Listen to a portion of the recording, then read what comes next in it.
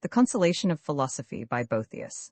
While I was thus mutely pondering within myself, and recording my sorrowful complainings with my pen, it seemed to me that there appeared above my head a woman of a countenance exceeding venerable. Her eyes were bright as fire, and of a more than human keenness. Her complexion was lively, her vigor showed no trace of enfeeblement, and yet her years were right full, and she plainly seemed not of our age and time. Her stature was difficult to judge. At one moment it exceeded not the common height, at another her forehead seemed to strike the sky, and whenever she raised her head higher, she began to pierce within the very heavens, and to baffle the eyes of them that looked upon her. Her garments were of an imperishable fabric, wrought with the finest threads and of the most delicate workmanship, and these, as her own lips afterwards assured me, she had herself woven with her own hands. The beauty of this vesture had been somewhat tarnished by age and neglect, and wore that dingy look which marble contracts from exposure. On the lowermost edge was inwoven the Greek letter pi, on the topmost the letter theta. One and between the two were to be seen steps, like a staircase, from the lower to the upper letter. This robe, moreover, had been torn by the hands of violent persons, who had each snatched away what he could clutch. To her right hand held a notebook. In her left she bore a staff, and when she saw the muses of Poesy standing by my bedside, dictating the words of my lamentations, she was moved a while to wrath, and her eyes flashed sternly. "Who," said she, "has allowed yon play-acting wantons to approach this sick man, these who, so far from giving medicine to heal his malady, even feed it with sweet poison? These it is who kill the rich crop of reason with the barren thorns of passion, who accustom men's minds to disease, instead of setting them free. Now, were it some common man whom your allurements were seducing, as is usually your way, I should be less indignant. On such a one I should not have spent my pains for naught. But this is one nurtured in the eleatic and academic philosophies. Nay, get ye gone, ye sirens, whose sweetness lasteth not, leave him for my muses to tend and heal." At these words of upbraiding, the whole band, in deepened sadness, with downcast eyes, and blushes that confessed their shame, dolefully left the chamber. But I, because my sight was dimmed with much weeping, and I could not tell who was this woman of authority so commanding, I was dumbfounded, and, with my gaze fastened on the earth, continued silently to await what she might do next. Then she drew near me and sat on the edge of my couch, and looking into my face all heavy with grief and fixed in sadness on the ground, she bewailed in these words the disorder of my mind, songrementu his despondency alas. In what abyss his mind is plunged, how wildly tossed.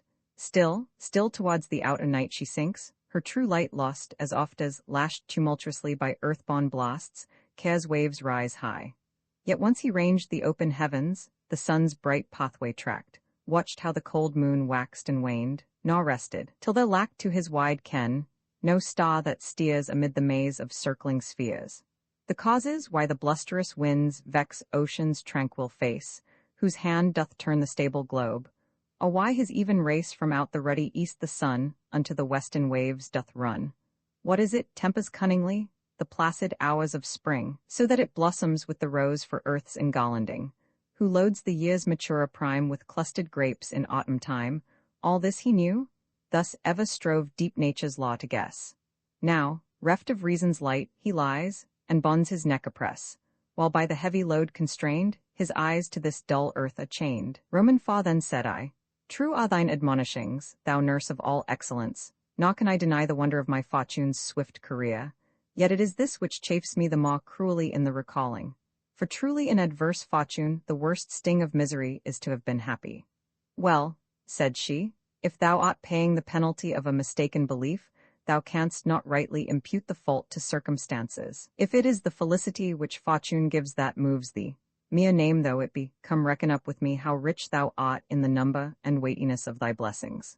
Then if, by the blessing of Providence, thou hast still preserved unto thee safe and inviolate that which, howsoever thou mightest reckon thy fortune, thou wouldst have thought thy most precious possession, what right hast thou to talk of ill fortune, whilst keeping all fortune's better gifts?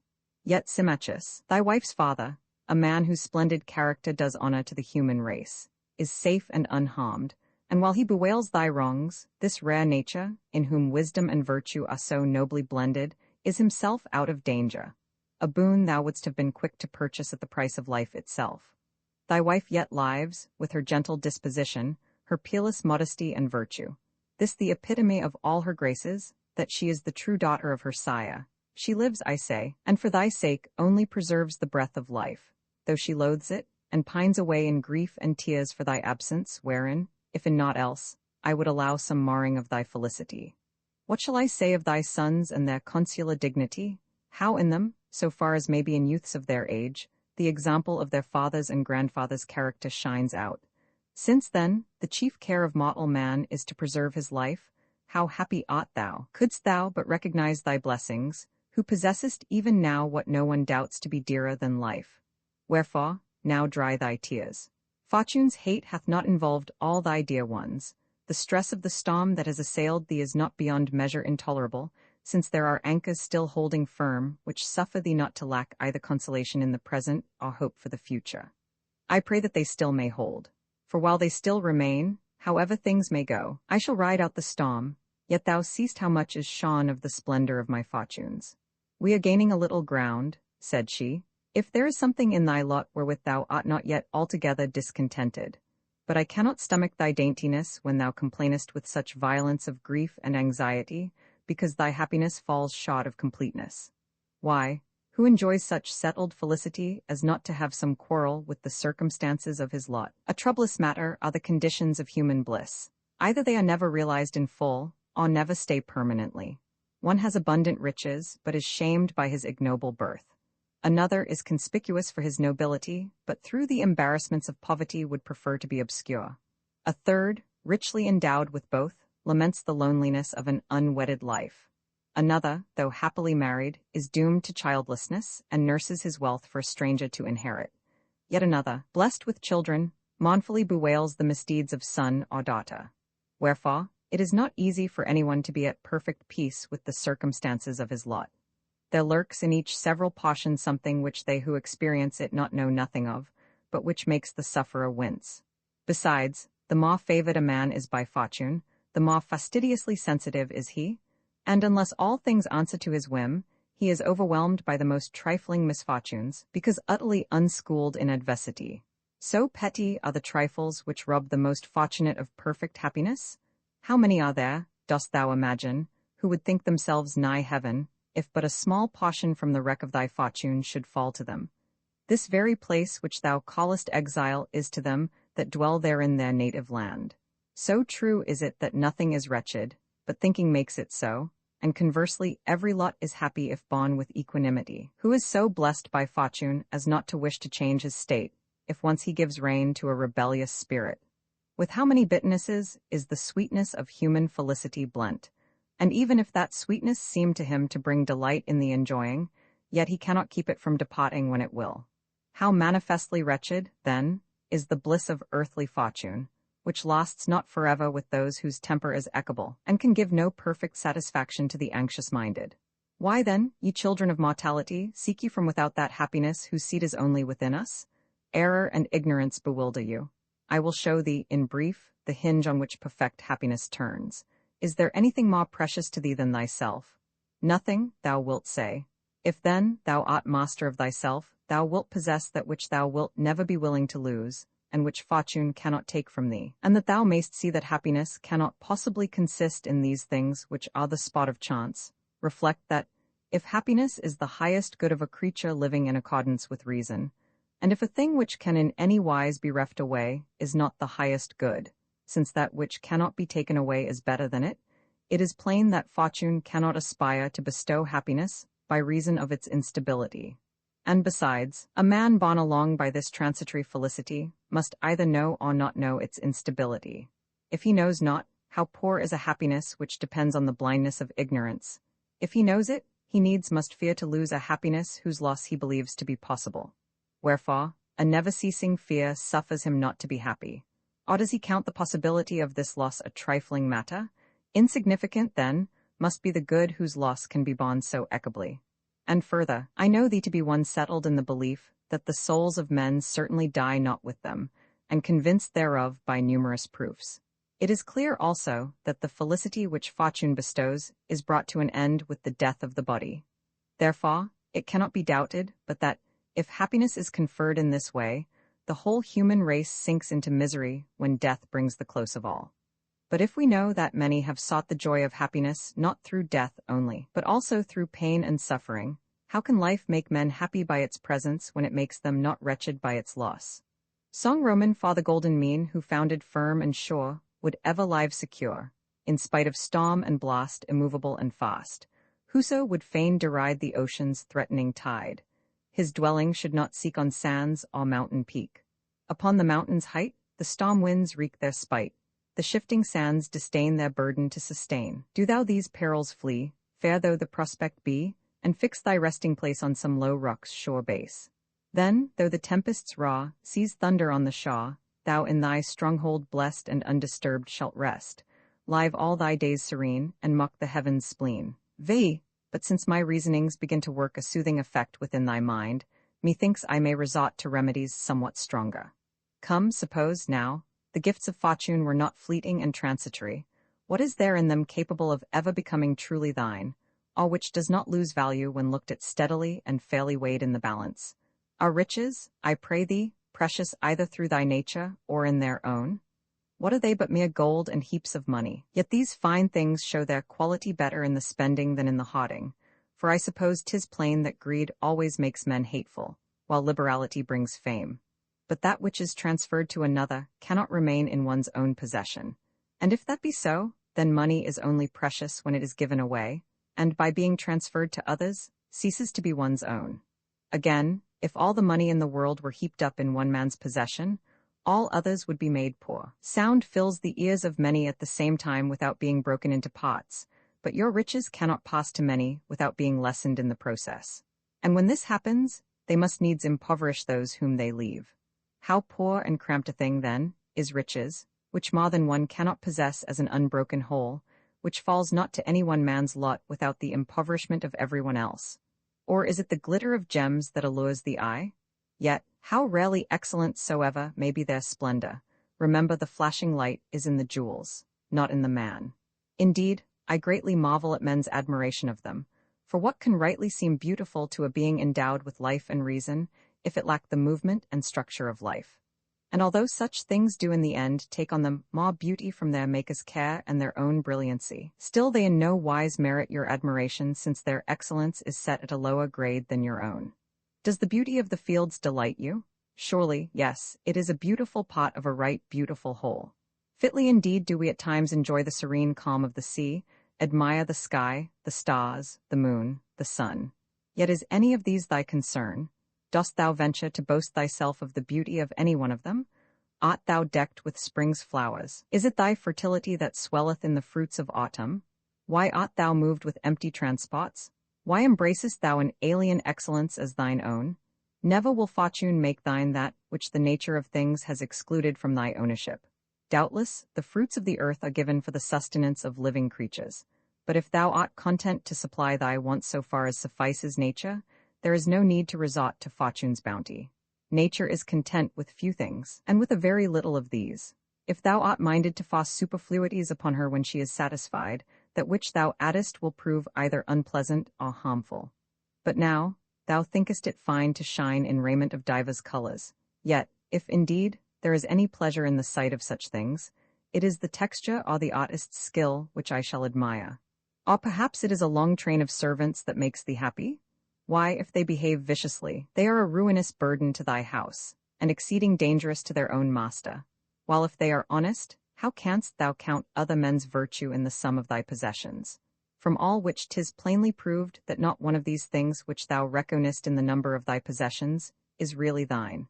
And if there is in them no beauty to be desired, why shouldst thou either grieve for their loss or find joy in their continued possession? While if they are beautiful in their own nature, what is that to thee? They would have been not less pleasing in themselves, though never included among thy possessions.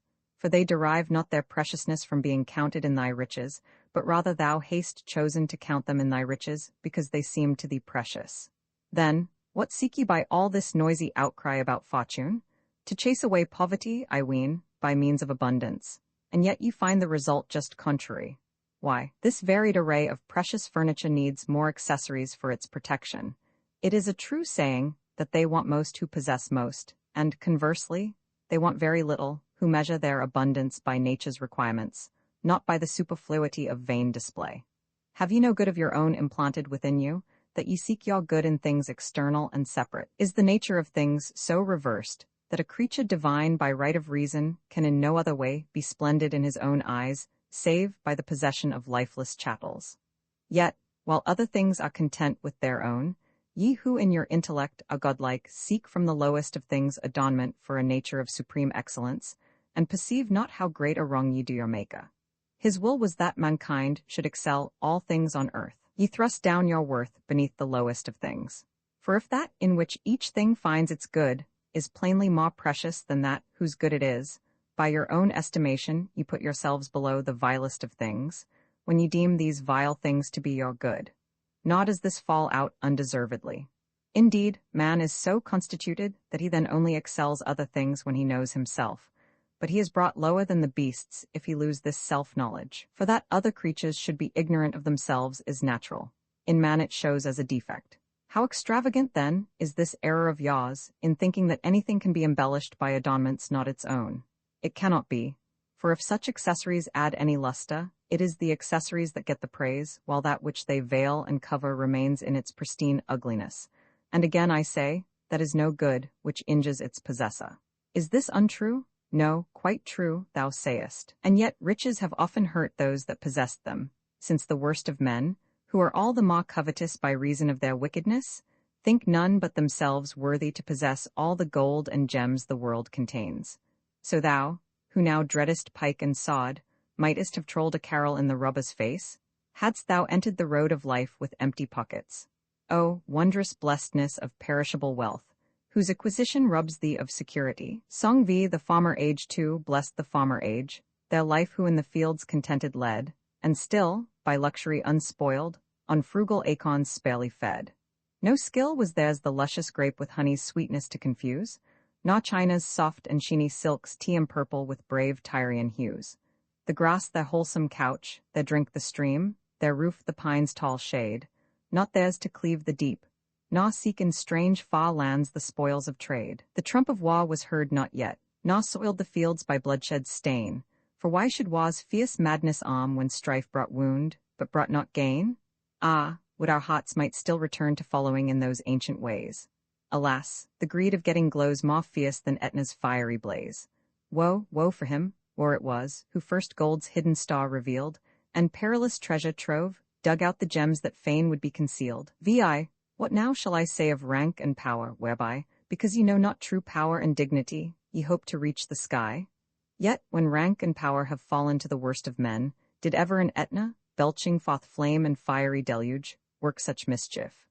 Verily, as I think, thou dost remember how thine ancestors sought to abolish the consular power, which had been the foundation of their liberties, on account of the overweening pride of the consuls, and how for that self-same pride they had already abolished the kingly title, and if, as happens but rarely, these prerogatives are conferred on virtuous men, it is only the virtue of those who exercise them that pleases.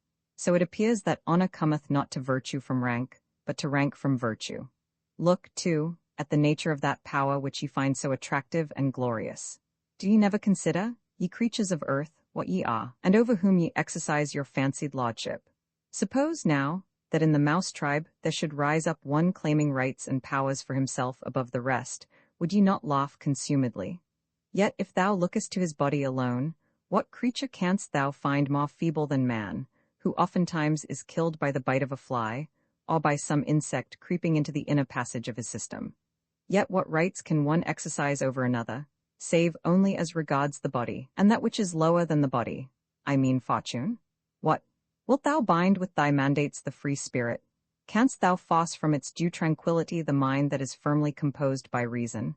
A tyrant thought to drive a man of free birth to reveal his accomplices in a conspiracy, but the prisoner bit off his tongue and threw it into the furious tyrant's face. Thus, the torches which the tyrant thought the instrument of his cruelty, the sage made an opportunity for heroism. Moreover, what is there that one man can do to another which he himself may not have to undergo in his turn? We are told that Busiris, who used to kill his guests, was himself slain by his guest, Hercules. Regulus had thrown into bonds many of the Carthaginians whom he had taken in war. Soon after he himself submitted his hands to the chains of the vanquished. Then, thinkest thou that man hath any power, who cannot prevent another's being able to do to him what he himself can do to others? Besides, if there were any element of natural and proper good in rank and power, they would never come to the utterly bad, since opposites are not wont to be associated. Nature brooks not the union of contraries.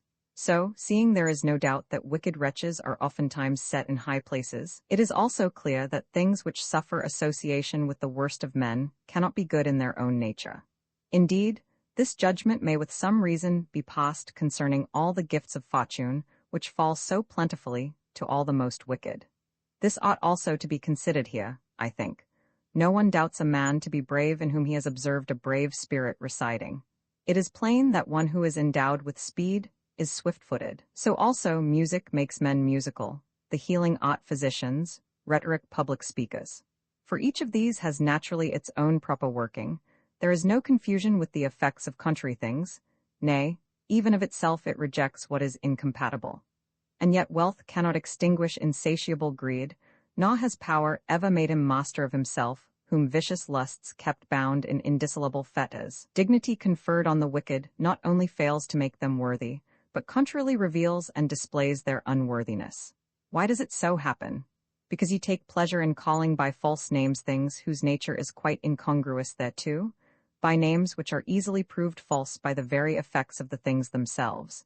Even so it is, these riches, that power, this dignity, are none of them rightly so called.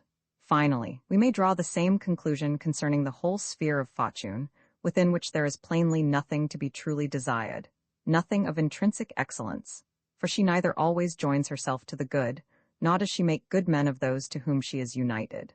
Song vi Nero's infamy we know what mischief dire he wrought, Rome fired, the fathers slain, whose hand with brothers' slaughter, what a mother's blood did stain. No pitying tear his cheek bedewed, as on the cross he gazed, that mother's beauty, once so fair, a critic's voice appraised. Yet far and wide, from east to west, his sway the nation's own, and scorching south and icy north obey his will alone. Did then high power a curb impose on Nero's frenzied will? Ah, woe when to the evil hot is joined the sword to kill? Romans 7 Then said I, Thou knowest thyself that ambition for worldly success hath but little swayed me, yet I have desired opportunity for action, lest virtue, in default of exercise, should languish away. Then she, this is that lost infirmity which is able to allure minds which, though of noble quality, have not yet been molded to any exquisite refinement by the perfecting of the virtues, I mean, the love of glory, and fame for high services rendered to the commonweal. And yet consider with me how poor and unsubstantial a thing this glory is. The whole of this earth's globe, as thou hast learnt from the demonstration of astronomy, compared with the expanse of heaven, is found no bigger than a point. That is to say, if measured by the vastness of heaven's sphere, it is held to occupy absolutely no space at all. Now, of this so insignificant portion of the universe, it is about a fourth part, as Ptolemy's proofs have taught us, which is inhabited by living creatures known to us. If from this fourth part you take away in thought all that is usurped by seas and marshes, all lies a vast waste of waterless desert, barely is an exceeding narrow area left for human habitation. You then, who are shut in and prisoned in this merest fraction of a point space, do you take thought for the blazoning of your fame, for the spreading abroad of your renown? Why, what amplitude or magnificence has glory when confined to such narrow and petty limits?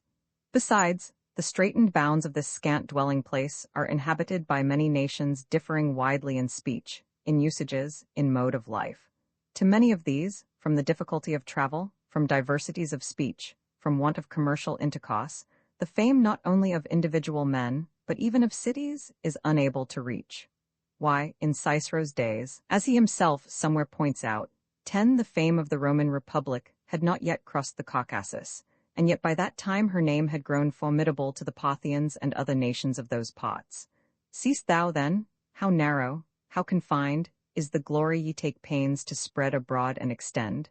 Can the fame of a single Roman penetrate where the glory of the Roman name fails to pass?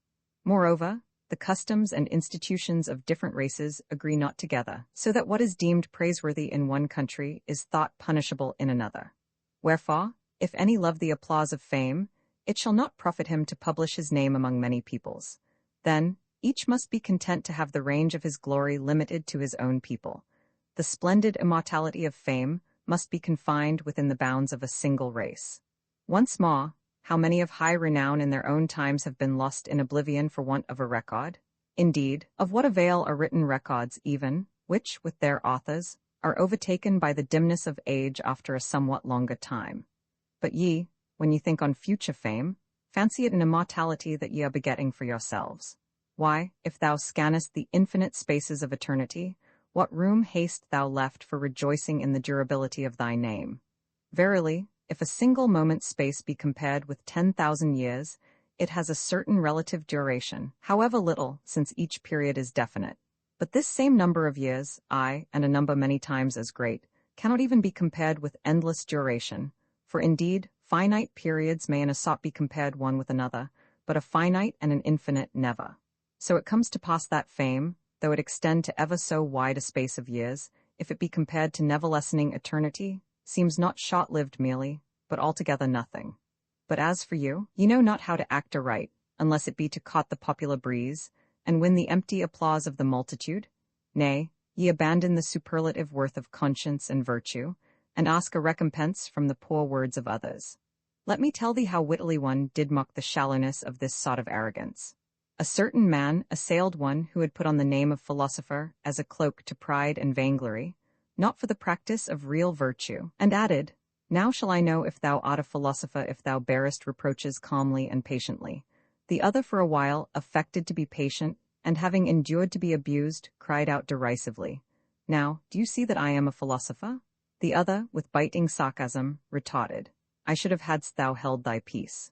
Moreover, what concern have choice spirits, for it is of such men we speak, men who seek glory by virtue? What concern, I say, have these with fame after the dissolution of the body in death's last hour?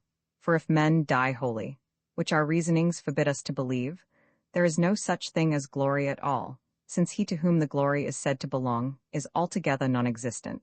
But if the mind, conscious of its own rectitude, is released from its earthly prison, and seeks heaven in free flight, doth it not despise all earthly things when it rejoices in its deliverance from earthly bonds, and enters upon the joys of heaven?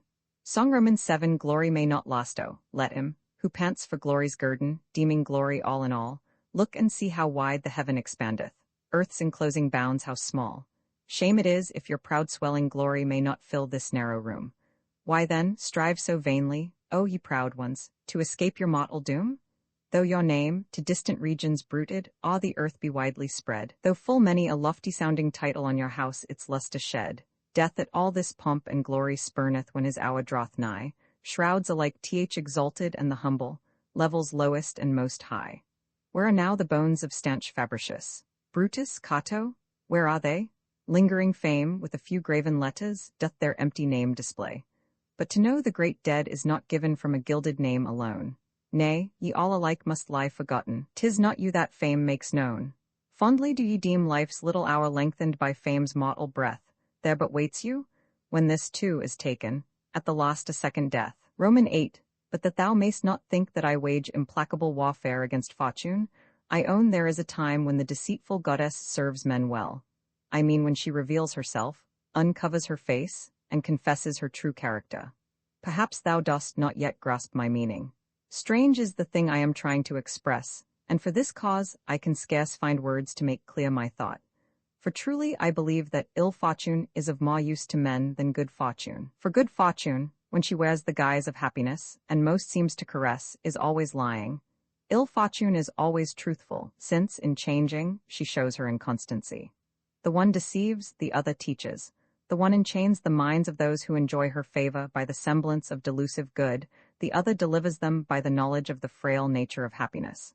Accordingly, thou mayst see the one fickle, shifting as the breeze, and ever self-deceived, the other sober-minded, alert, and wary, by reason of the very discipline of adversity. Finally, good fortune, by her allurements, draws men far from the true good. Ill fortune oft-times draws men back to true good with grappling irons. Again, should it be esteemed a trifling boon, thinkest thou that this cruel, this odious fortune hath discovered to thee the hearts of thy faithful friends? That other hid from thee alike the faces of the true friends and of the false, but in departing she hath taken away her friends, and left thee thine. What price wouldst thou not have given for this service in the fullness of thy prosperity, when thou seemedst to thyself fortunate? Cease, then, to seek the wealth thou hast lost, since in true friends thou hast found the most precious of all riches. Song Roman 8. Love is laud of all why on nature's changes bound to a fixed and ordered round. What to leagued peace hath bent every warring element, wherefore doth the rosy morn rise on Phoebus' car upborne? Why should Phoebe rule the night, led by Hesper's guiding light? What the power that doth restrain in his place the restless main, that within fixed bounds he keeps, nor o'er earth in deluge sweeps? Love it is that holds the chains, love o'er sea and earth that reigns, love, whom else but sovereign love? Love, high laud in heaven above.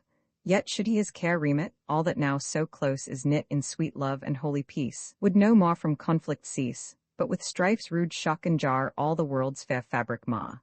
Tribes and nations love unites by just treaties' sacred rites. Wedlock's bonds he sanctifies by affection's softest ties. Love appointeth, as is due, faithful laws to comrades true, love, all sovereign love. O then, ye are blessed, ye sons of men, if the love that rules the sky in your hearts is throned on high. She ceased, but I stood fixed by the sweetness of the song in wonderment and eager expectation, my ears still strained to listen. And then after a little I said, Thou sovereign solace of the stricken soul, what refreshment hast thou brought me, no less by the sweetness of thy singing than by the weightiness of thy discourse. Verily, I think not that I shall hereafter be unequal to the blows of fortune. Wherefore, I no longer dread the remedies which thou saidst were something too severe for my strength. Nay, rather, I am eager to hear of them and call for them with all vehemence. Then said she, I marked thee fastening upon my words silently and intently, and I expected, to speak more truly, I myself brought about in thee this state of mind. What now remains is of such sort that to the taste indeed it is biting, but when received within it turns to sweetness. But whereas thou dost profess thyself desirous of hearing, with what ardor wouldst thou not burn didst thou but perceive whither it is my task to lead thee? Whither? Said I. To true felicity, said she, which even now thy spirit sees in dreams but cannot behold in very truth while thine eyes are engrossed with semblances. Then said I beseech thee, do thou show to me her true shape without a moment's loss. Gladly will I, for thy sake, said she, but first I will try to sketch in words, and describe a cause which is more familiar to thee, that, when thou hast viewed this carefully, thou mayst turn thy eyes the other way, and recognize the beauty of true happiness. Song I the thorns of error who fain would sow the fallow field, and see the growing corn, must first remove the useless weeds, the bramble and the thorn. After ill savour, honey's taste is to the mouth more sweet. After the storm, the twinkling stars the eyes more cheerly greet. When night hath passed, the bright dawn comes in car of rosy hue, so drive the false bliss from thy mind, and thou shalt see the true. Roman 2. For a little space she remained in a fixed gaze, withdrawn, as it were, into the august chamber of her mind. Then she thus began. All mortal creatures in those anxious aims which find employment in so many varied pursuits, though they take many paths, yet strive to reach one goal, the goal of happiness. Now, the good is that which, when a man hath got, he can lack nothing further. This it is which is the supreme good of all, containing within itself all particular good, so that if anything is still wanting thereto, this cannot be the supreme good, since something would be left outside which might be desired. 'Tis clear, then, that happiness is a state perfected by the assembling together of all good things. To this state, as we have said, all men try to attain, but by different paths.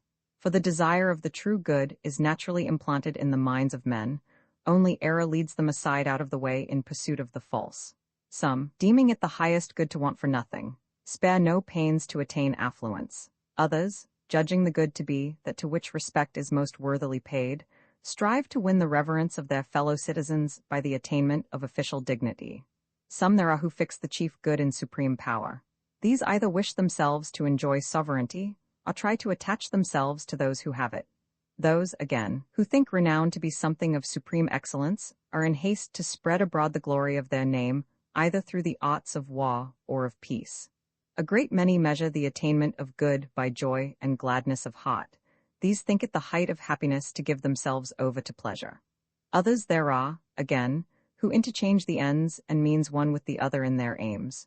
For instance, some want riches for the sake of pleasure and power. Some covet power either for the sake of money or in order to bring renown to their name.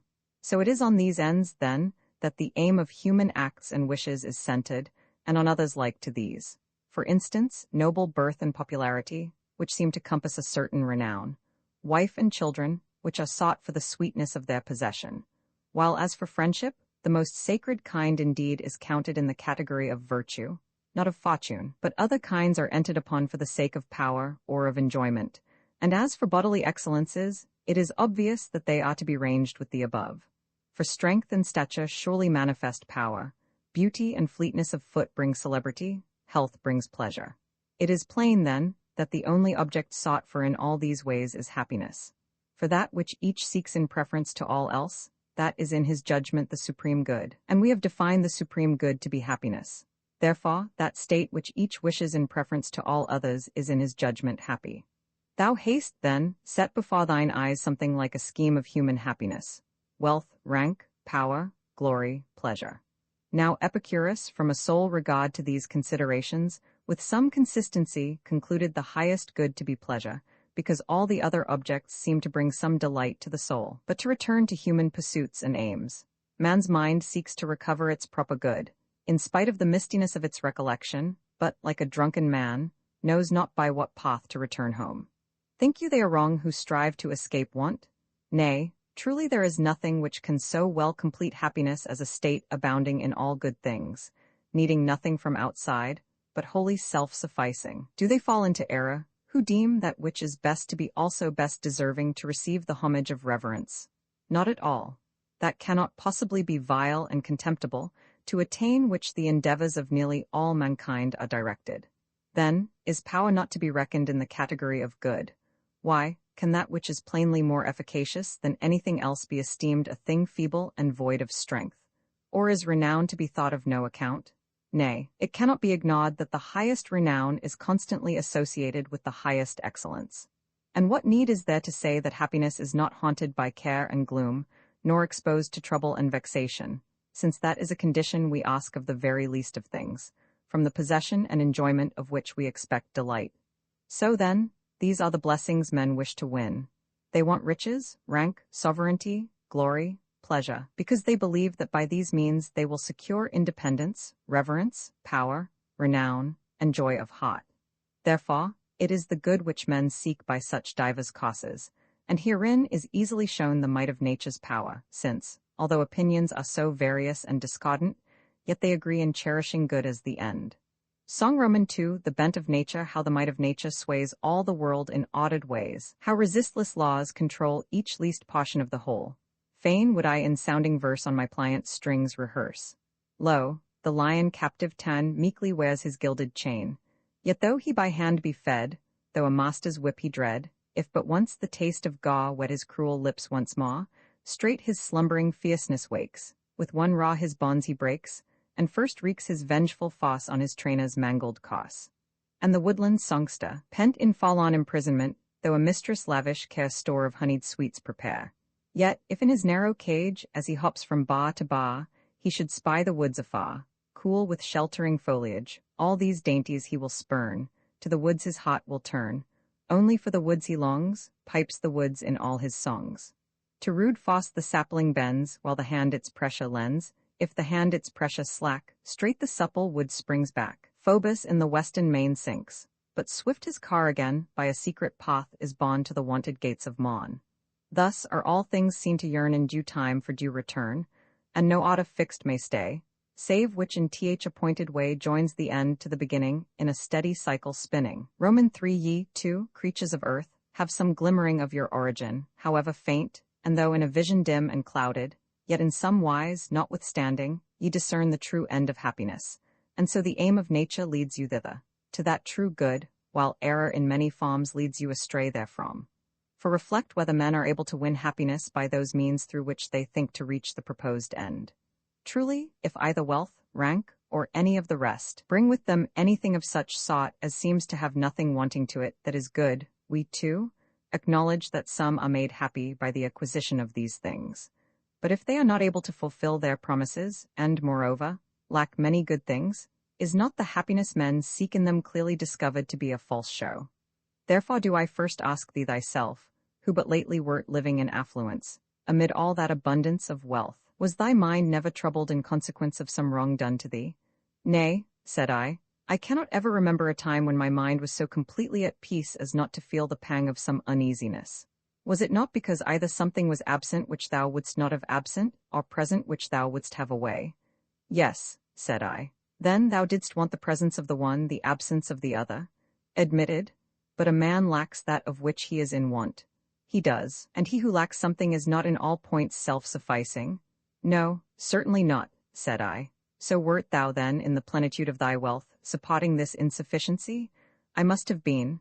Wealth, then, cannot make its possessor independent and free from all want, yet this was what it seemed to promise. Moreover, I think this also well deserves to be considered, that there is nothing in the special nature of money to hinder its being taken away from those who possess it against their will. I admit it. Why, of course, when every day the stronger wrests it from the weaker without his consent? Else, whence come lawsuits, except in seeking to recover moneys which have been taken away against their owners will by force or fraud? True, said I. Then, everyone will need some extraneous means of protection to keep his money safe. Who can venture to deny it? Yet he would not, unless he possessed the money which it is possible to lose. No, he certainly would not. Then we have worked round to an opposite conclusion. The wealth which was thought to make a man independent rather puts him in need of further protection. How in the world, then, can want be driven away by riches? Cannot the rich feel hunger? Cannot they thirst? Are not the limbs of the wealthy sensitive to the winter's cold? But thou wilt say, the rich have the wherewithal to sate their hunger, the means to get rid of thirst and cold. True enough. Want can thus be soothed by riches, wholly removed it cannot be. For if this ever-gaping, ever-craving want is glutted by wealth, it needs must be that the want itself which can be so glutted still remains. I do not speak of how very little suffices for nature, and how for avarice nothing is enough. Wherefore, if wealth cannot get rid of want, and makes new wants of its own, how can you believe that it bestows independence? Song Roman 3, the insatiableness of avarice, though the covetous grown wealthy see his piles of gold rise high, though he gather store of treasure that can never satisfy, though with pearls his gogget blazes, rarest that the ocean yields, though 100 head of oxen travail in his ample fields, ne'er shall cocking care forsake him while he draws this vital breath, and his riches go not with him, when his eyes are closed in death. Roman well, but official dignity clothes him to whom it comes with honor and reverence. Have, then, offices of state such power as to plant virtue in the minds of their possessors, and drive out vice? Nay, they are rather wont to signalize iniquity than to chase it away, and hence arises our indignation that honors so often fall to the most iniquitous of men. Accordingly, Catullus calls Nonius an ulcispot, though sitting in the curule chair. 13 Dost not see what infamy high position brings upon the bad? Surely their unworthiness will be less conspicuous if their rank does not draw upon them the public notice? In thy own case, wouldst thou ever have been induced by all these perils to think of sharing office with Decoratus, since thou hast discerned in him the spirit of a rascally parasite and informer?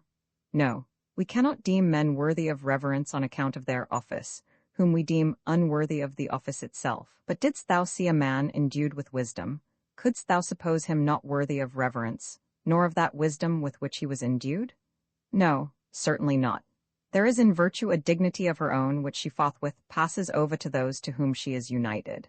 And since public honors cannot do this, it is clear that they do not possess the true beauty of dignity. And here this well deserves to be noticed, that if a man is the more scorned in proportion as he is despised by a greater number, high position not only fails to win reverence for the wicked, but even loads them the more with contempt by drawing more attention to them. But not without retribution, for the wicked pay back a return in kind to the dignities they put on by the pollution of their touch. Perhaps, too, another consideration may teach thee to confess that true reverence cannot come through these counterfeit dignities.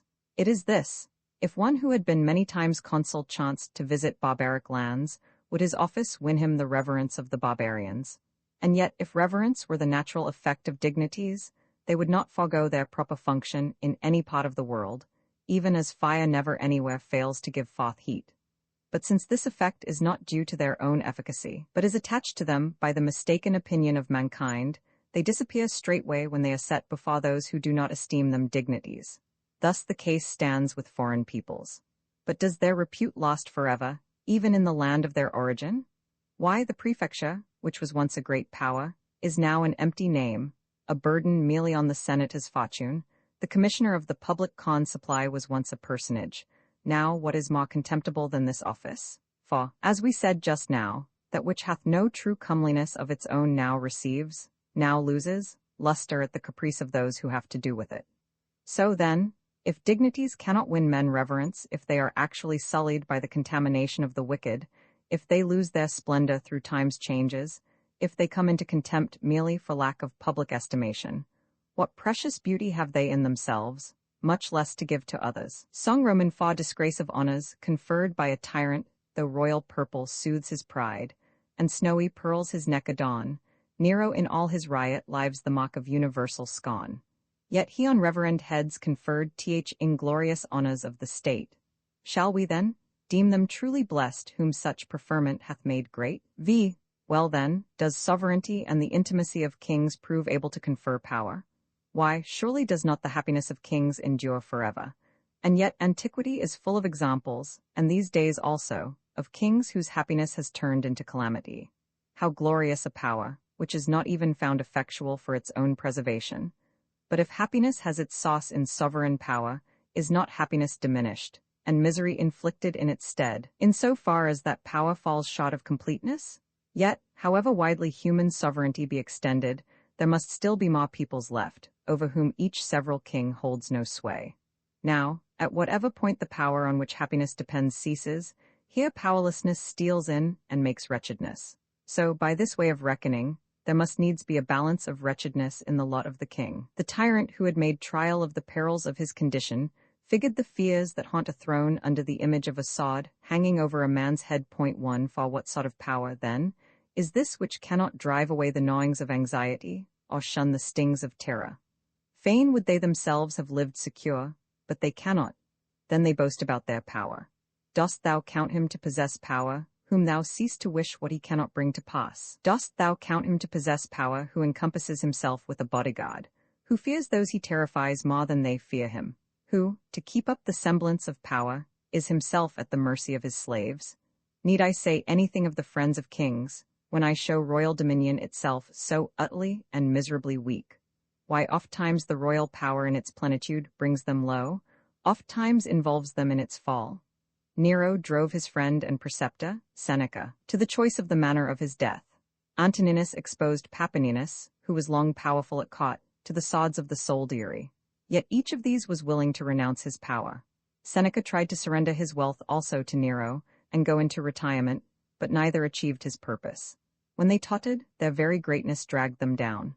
What manner of thing, then, is this power which keeps men in fear while they possess it, which when thou art fain to keep, thou art not safe, and when thou desirest to lay it aside thou canst not rid thyself of? Are friends any protection who have been attached by fortune, not by virtue? Nay, him whom good fortune has made a friend, ill fortune will make an enemy. And what plague is more effectual to do hurt than a foe of one's own household? Song v. Self-mastery, who on power sets his aim, first must his own spirit tame, he must shun his neck to thrust neath unholy yoke of lust. For, though India's far off land bow before his wide command, utmost thule homage pay. If he cannot drive away haunting care and black distress, in his power, he's powerless. Roman 2 But the time, said she, calls rather for healing than for lamentation. Then with her eyes bent full upon me, art thou that man, she cries, who, erstwhile fed with the milk and reared upon the nourishment which is mine to give, had grown up to the full vigor of a manly spirit? And yet I had bestowed such armor on thee as would have proved an invincible defense, hadst thou not first cast it away. Dost thou know me? Why art thou silent? Is it shame or amazement that hath struck thee dumb? Would it were shame, but as I see, a stupor hath seized upon thee. Then, when she saw me not only answering nothing, but mute and utterly incapable of speech, she gently touched my breast with her hand and said, There is no danger. These are the symptoms of lethargy, the usual sickness of deluded minds. For a while he has forgotten himself. He will easily recover his memory, if only he first recognizes me. And that he may do so, let me now wipe his eyes that are clouded with a mist of mortal things. Thereat, with a fold of her robe, she dried my eyes all swimming with tears. Song Roman 3 The mists dispelled, then the gloom of night was scattered, sight returned unto mine eyes. So when haply rainy chorus rolls the storm clouds through the skies, hidden is the sun. all heaven is obscured in starless night. But if, in wild onset sweeping, Boreas freeze day's prisoned light, all suddenly the radiant god outstreams, and strikes our dazzled eyesight with his beams. Vi again, how misleading, how base, a thing oft-times is glory. Well does the tragic poet exclaim. Oh, fond repute, how many a time and oft haste them raised high in pride the base-born churl. 15 for many have won a great name through the mistaken beliefs of the multitude, and what can be imagined more shameful than that?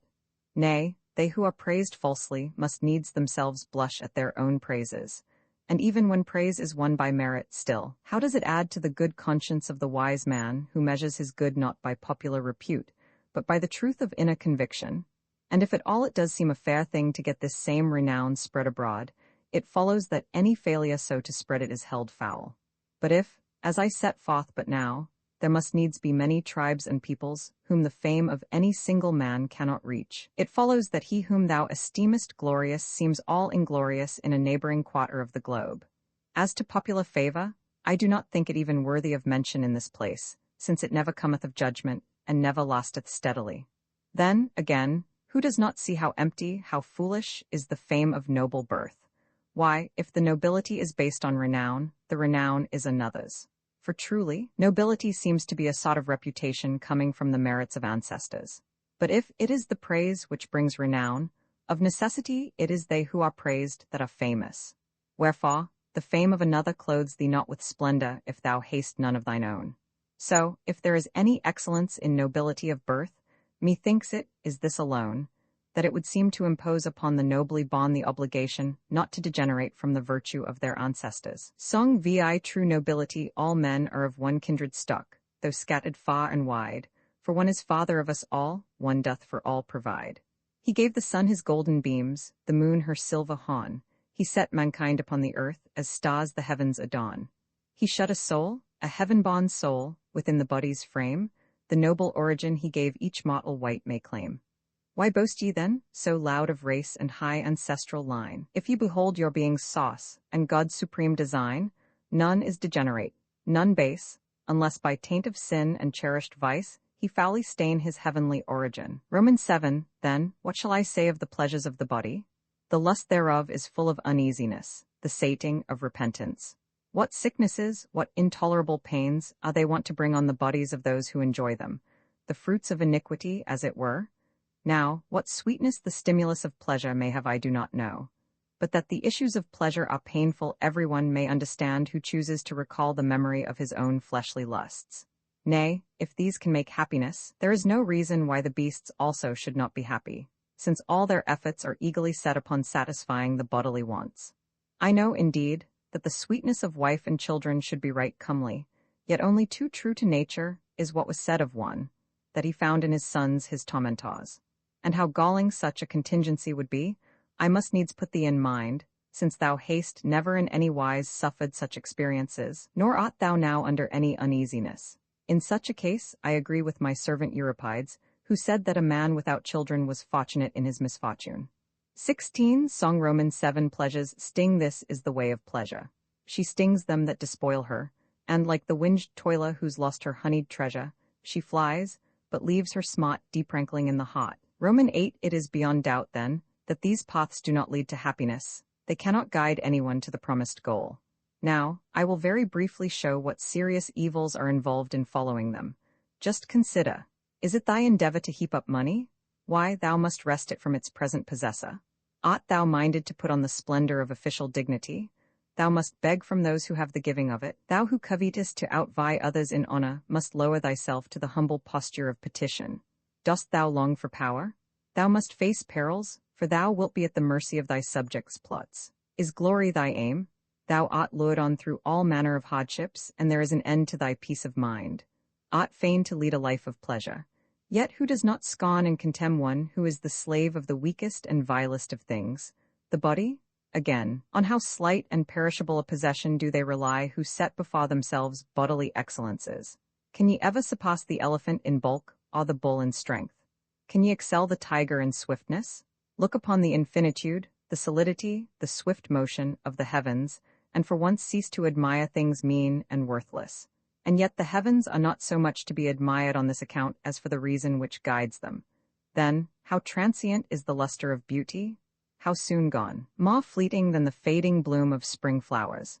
And yet if, as Aristotle says, men should see with the eyes of Lynceus, so that their sight might pierce through obstructions, would not that body of Alcibiades, so gloriously fair in outward seeming, appear altogether loathsome when all its inward parts lay open to the view? Therefore, it is not thy own nature that makes thee seem beautiful, but the weakness of the eyes that see thee. Yet prize as unduly as ye will that body's excellences, so long as ye know that this that ye admire, whatever its worth, can be dissolved away by the feeble flame of a 3 days' fever. From all which considerations we may conclude as a whole, that these things which cannot make good the advantages they promise, which are never made perfect by the assemblage of all good things, these neither lead as byways to happiness, nor themselves make men completely happy. Song Roman 8 Human folly alas! How wide astray doth ignorance these wretched mortals lead from truth's own way? For not on leafy stems do ye within the green wood look for gold, nor strip the vine for gems.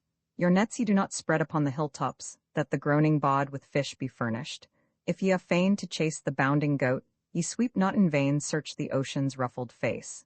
The sea's far depths they know, each hidden nook, wherein the waves awash the pearl as white as snow, where lurks the Tyrian shell, where fish and prickly urchins do abound, all this they know full well.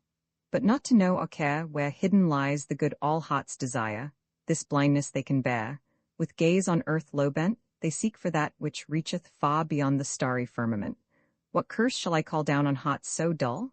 May they the race still run for wealth and high renown, and when with much ado the false good they have grasped, then too late, may they discern the true. Roman 9 This much may well suffice to set forth the form of false happiness. If this is now clear to thine eyes, the next step is to show what true happiness is. Indeed, said I see clearly enough that neither is independence to be found in wealth, nor power in sovereignty, nor reverence in dignities, nor fame in glory, nor true joy in pleasures. Hast thou discerned also the causes why this is so? I seem to have some inkling, but I should like to learn more at large from thee. Why, truly the reason is hot at hand. That which is simple and indivisible by nature human error separates, and transforms from the true and perfect to the false and imperfect. Dost thou imagine that which lacketh nothing can want power? Certainly not. Right, for if there is any feebleness of strength in anything, in this there must necessarily be need of external protection. That is so. Accordingly, the nature of independence and power is one and the same. It seems so. Well, but dost think that anything of such a nature as this can be looked upon with contempt, or is it rather of all things most worthy of veneration? Nay, there can be no doubt as to that.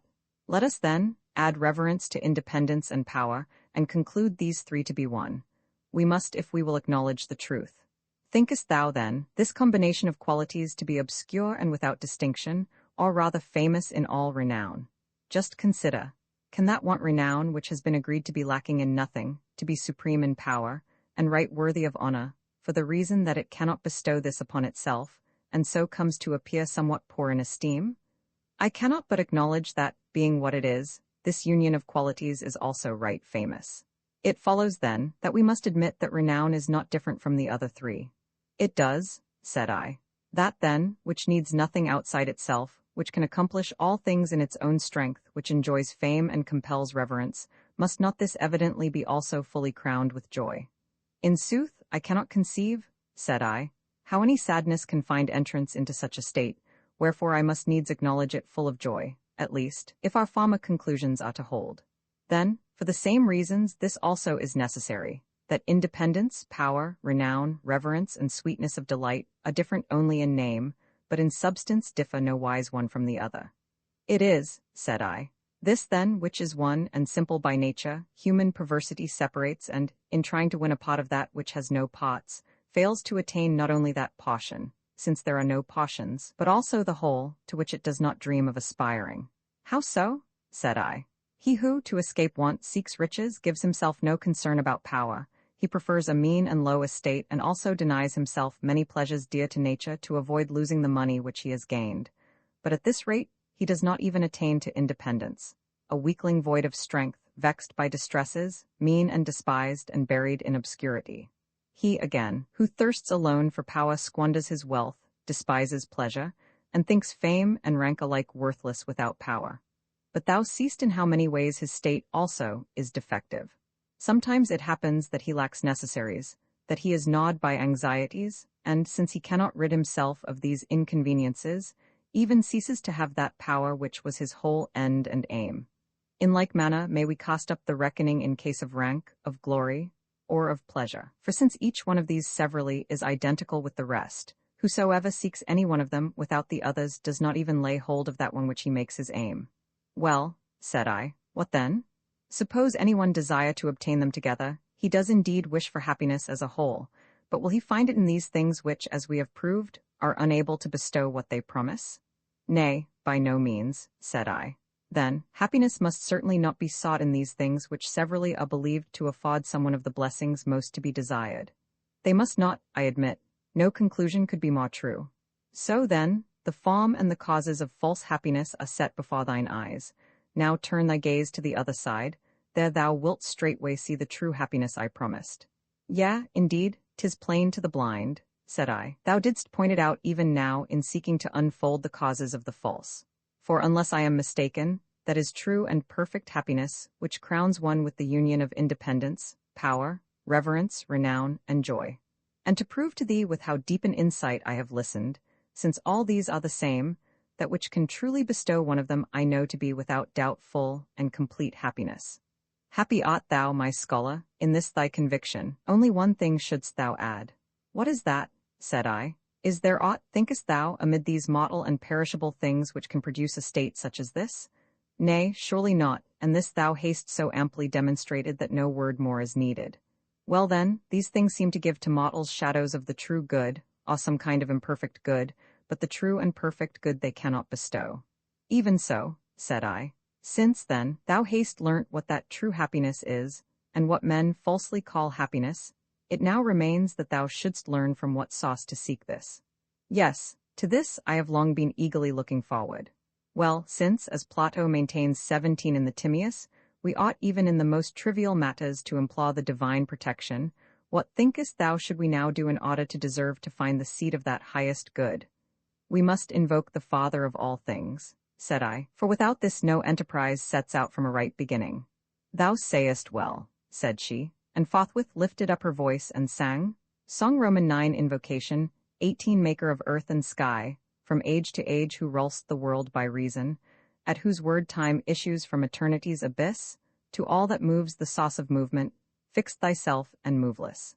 Thee no cause impelled extrinsic this proportioned frame to shape from shapeless matter, but, deep set within thy inmost being, the form of perfect good, from envy free, and thou didst mold the whole to that supernal pattern.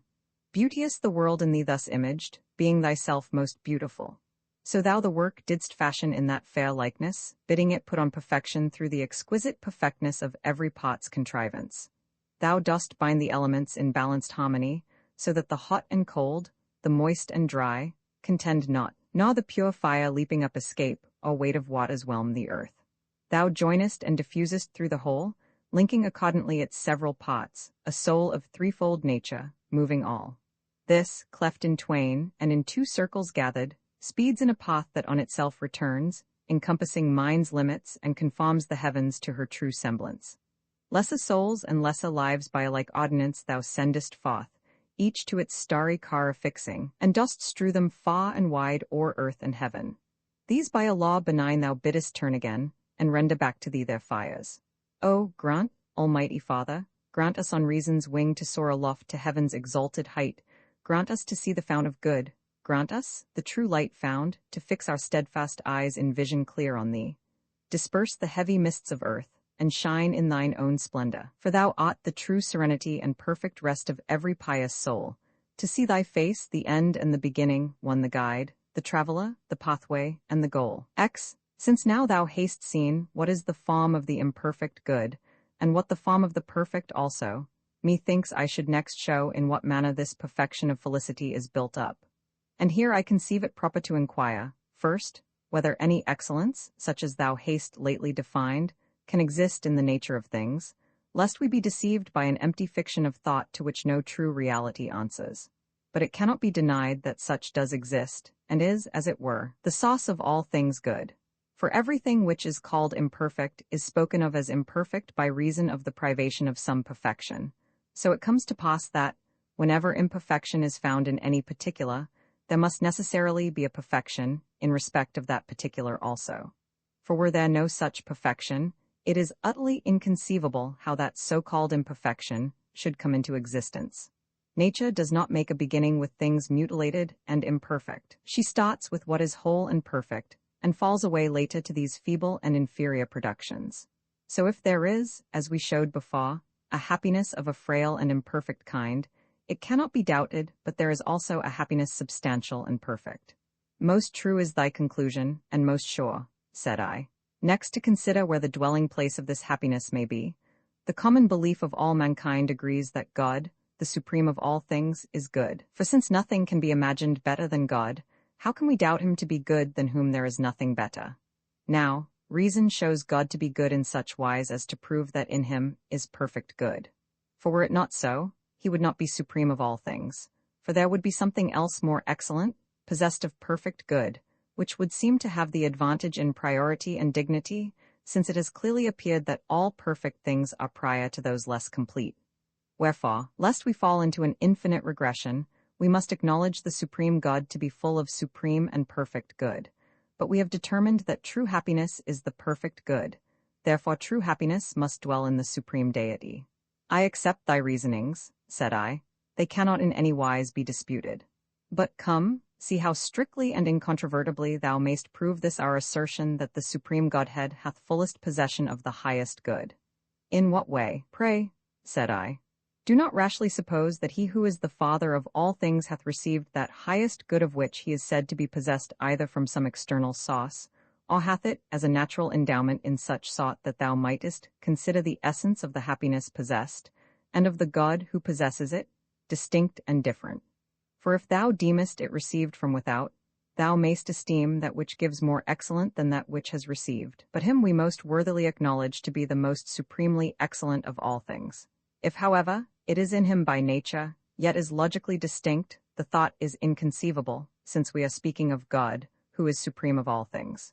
Who was there to join these distinct essences? Finally, when one thing is different from another, the things so conceived as distinct cannot be identical. Therefore that which of its own nature is distinct from the highest good is not itself the highest good. An impious thought of him than whom, 'tis plain, nothing can be more excellent. For universally, nothing can be better in nature than the source from which it has come. Therefore, on most true grounds of reason would I conclude that which is the source of all things to be in its own essence the highest good. And most justly, said I. But the highest good has been admitted to be happiness. Yes, then, said she, it is necessary to acknowledge that God is very happiness.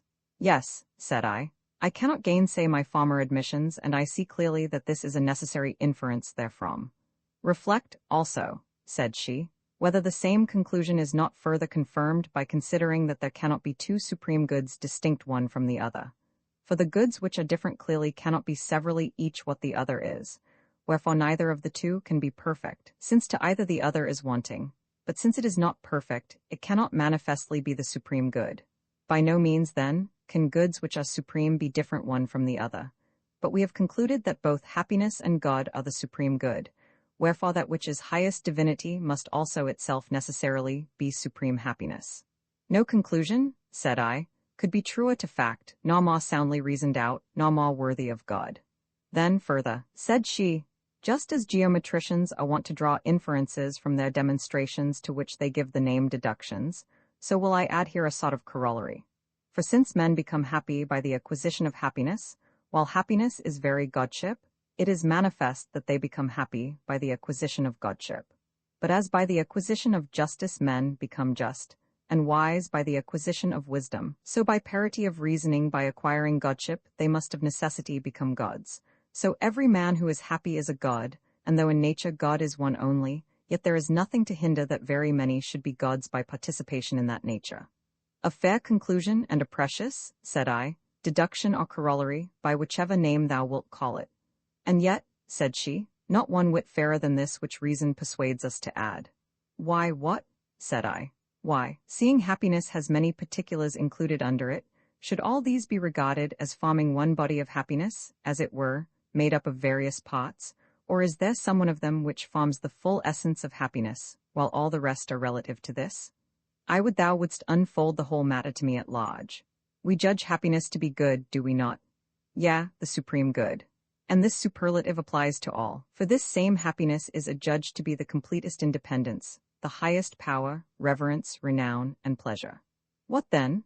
Are all these goods independence, power, and the rest, to be deemed members of happiness, as it were, or are they all relative to good as to their summit and crown?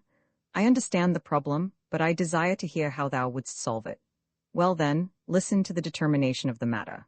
Were all these members composing happiness, they would differ severally one from the other. For this is the nature of parts, that by their difference they compose one body. All these, however, have been proved to be the same, therefore they cannot possibly be members, otherwise happiness will seem to be built up out of one member, which cannot be. There can be no doubt as to that, said I, but I am impatient to hear what remains. Why, it is manifest that all the others are relative to the good, for the very reason why independence is sought is that it is judged good, and so power also, because it is believed to be good. The same, too, may be supposed of reverence, of renown, and of pleasant delight. Good, then, is the sum and source of all desirable things. That which has not in itself any good, either in reality or in semblance, can in no wise be desired.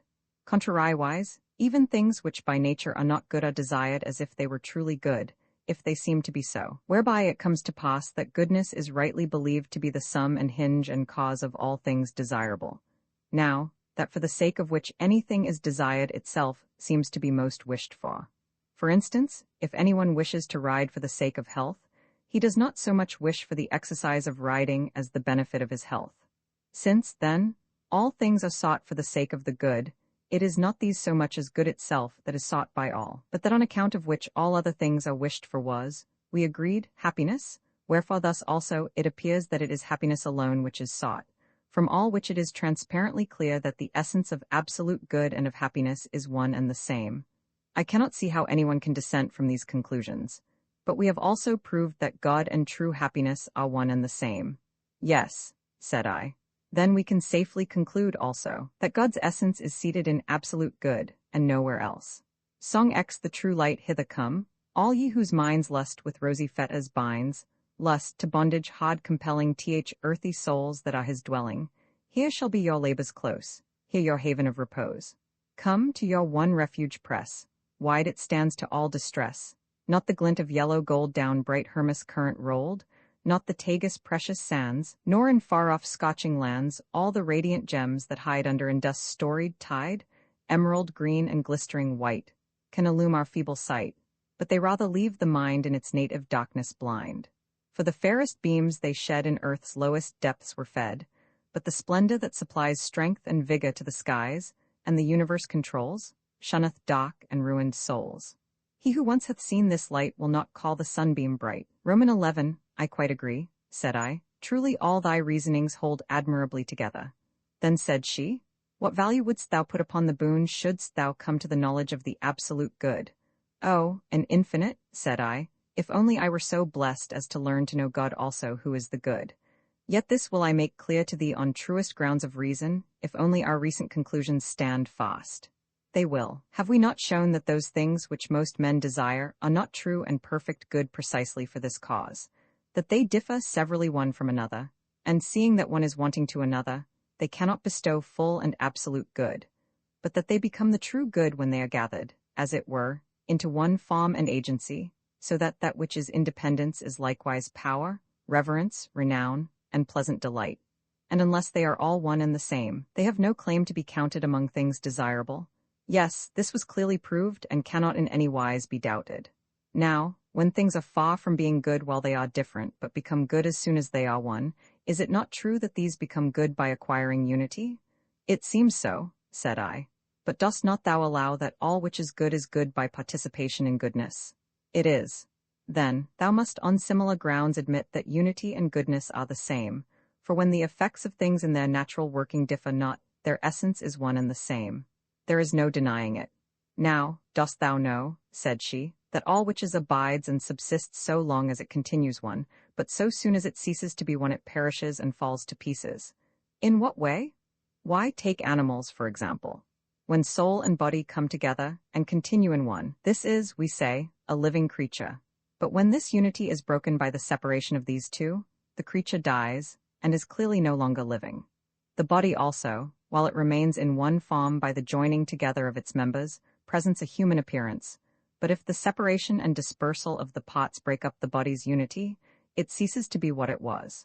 And if we extend our survey to all other things, without doubt it will manifestly appear that each several thing subsists while it is one, but when it ceases to be one perishes.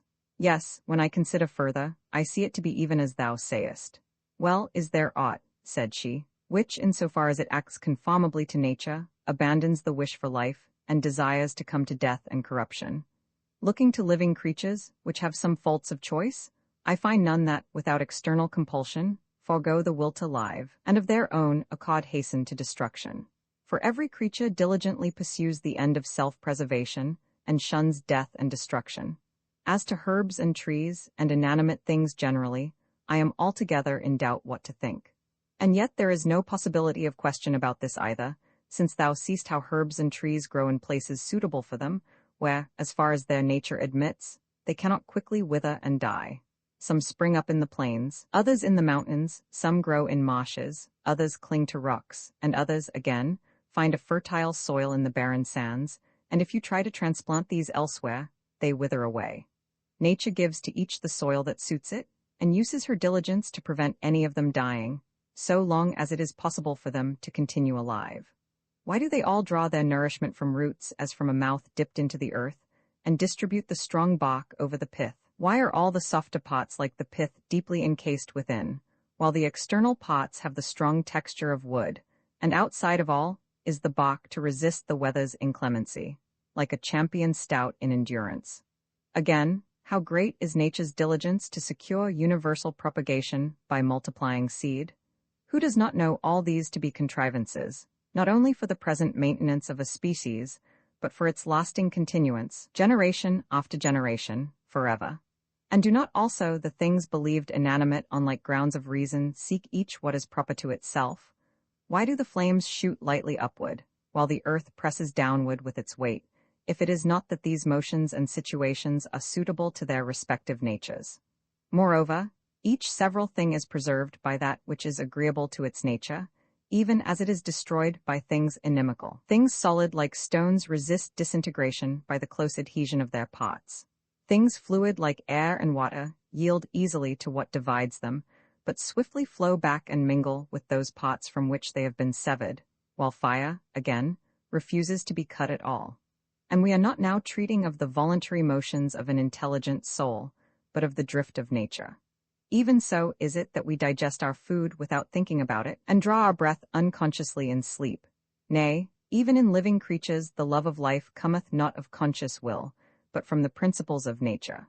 For oftentimes in the stress of circumstances, will chooses the death which nature shrinks from, and contrarily, in spite of natural appetite, will restrains that work of reproduction by which alone the persistence of perishable creatures is maintained.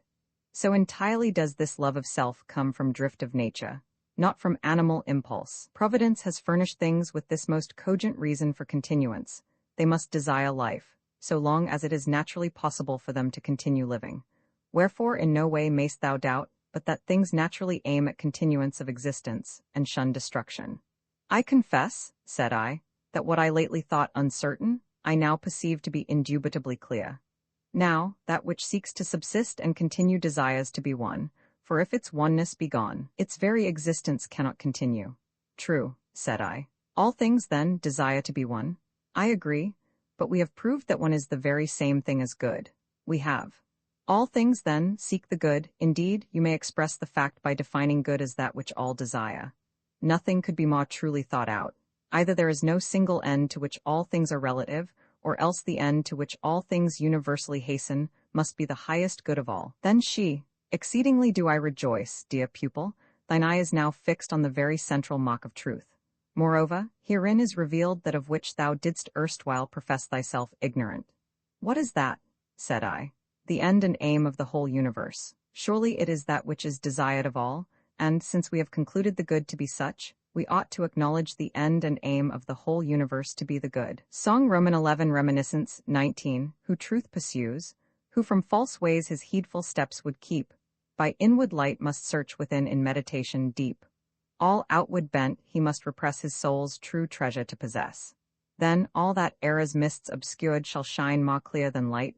This fleshly frame's oblivious weight hath quenched not reason quite. The germs of truth still lie within, whence we by learning all may win. Else how could ye the answer due untaught to questions give, were it not that deep within the soul truth's secret spocks do live? If Plato's teaching erreth not, we learn but that we have forgot. Roman 12 Then said I, with all my heart I agree with Plato. Indeed, this is now the second time that these things have been brought back to my mind. First I lost them through the clogging contact of the body, then after through the stress of heavy grief. Then she continued, if thou wilt reflect upon thy former admissions, it will not be long before thou dost also recollect that of which erstwhile thou didst confess thyself ignorant. What is that? Said I. The principles of the world's government, said she. Yes, I remember my confession, and although I now anticipate what thou intendest, I have a desire to hear the argument plainly set forth. A while ago thou deemedst it beyond all doubt that God doth govern the world. I do not think it doubtful now, nor shall I ever, and by what reasons I am brought to this assurance I will briefly set forth. This world could never have taken shape as a single system out of parts so diverse and opposite, were it not that there is one who joins together these so diverse things. And when it had once come together, the very diversity of natures would have dissevered it and torn it asunder in universal discord, were there not one who keeps together what he has joined. Nor would the order of nature proceed so regularly, nor could its cause exhibit motions so fixed in respect of position, time, range, efficacy, and character, unless there were one who, himself abiding, disposed these various vicissitudes of change. This power, whatsoever it be, whereby they remain as they were created, and are kept in motion, I call by the name which all recognize, God. Then said she, seeing that such is thy belief, it will cost me little trouble, I think, to enable thee to win happiness, and return in safety to thy own country. But let us give our attention to the task that we have set before ourselves. Have we not counted independence in the category of happiness, and agreed that God is absolute happiness? Truly, we have. Then he will need no external assistance for the ruling of the world. Otherwise, if he stands in need of aught, he will not possess complete independence. That is necessarily so, said I. Then, by his own power alone he disposes all things. It cannot be denied. Now, God was proved to be absolute good. Yes, I remember. Then he disposes all things by the agency of good, if it be true that he rules all things by his own power whom we have agreed to be good, and he is, as it were, the rudder and helm by which the world's mechanism is kept steady and in order. Hotly do I agree, and indeed I anticipated what thou wouldst say, though it may be in feeble surmise only. I well believe it, said she, for as I think, thou now bringest to the search eyes quicker in discerning truth. But what I shall say next is no less plain and easy to see. What is it? Said I. Why, said she, since God is rightly believed to govern all things with the rudder of goodness, and since all things do likewise, as I have taught, haste towards good by the very aim of nature, can it be doubted that his governance is willingly accepted, and that all submit themselves to the sway of the disposer as conformed and attempted to his rule? Necessarily so, said I. No rule would seem happy if it were a yoke imposed on reluctant wills, and not the safekeeping of obedient subjects. There is nothing, then, which, while it follows nature, endeavors to resist good. No, nothing.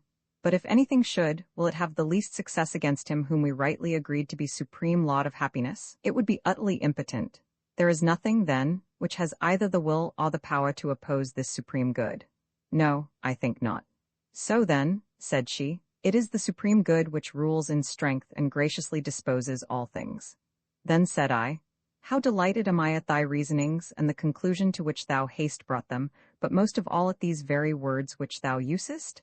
I am now at last ashamed of the folly that so sorely vexed me. Thou hast heard the story of the giants assailing heaven, but a beneficent strength disposed of them also, as they deserved.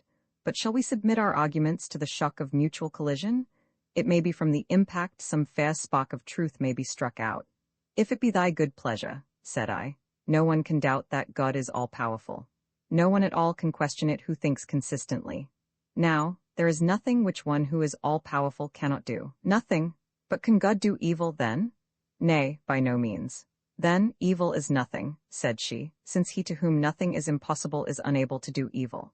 Art thou mocking me, said I, weaving a labyrinth of tangled arguments, now seeming to begin where thou didst end, and now to end where thou didst begin, or dost thou build up some wondrous circle of divine simplicity? For truly, a little before thou didst begin with happiness, and say it was the supreme good, and didst declare it to be seated in the supreme Godhead.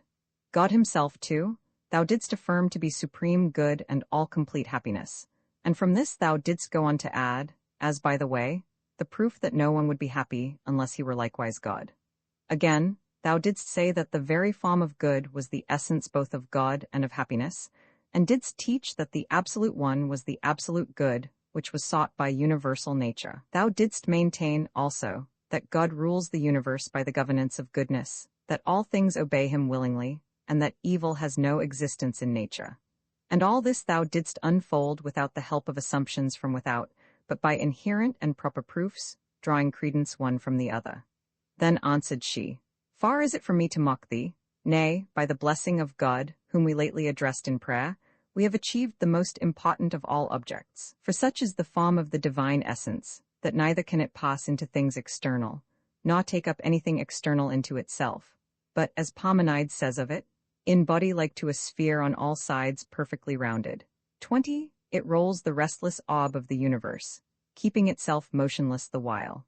And if I have also employed reasonings not drawn from without, but lying within the compass of our subject, there is no cause for thee to marvel, since thou hast learnt on Plato's authority 21, that words ought to be akin to the matter of which they treat. Song Roman 12. Orpheus and Eurydice, blessed he whose feet have stood beside the fount of good. Blessed he whose will could break earth's chains for wisdom's sake. The Thracian bard, 'tis said, mourned his dear consort dead. To hear the plaintive strain the woods moved in his train, and the stream ceased to flow, held by so soft a woe. The deer without dismay beside the lion lay. The hound, by song subdued, no more the hare pursued, but the pang unassuaged in his own bosom raged. The music that could calm all else brought him no balm. Chiding the powers immortal, he came unto hell's portal.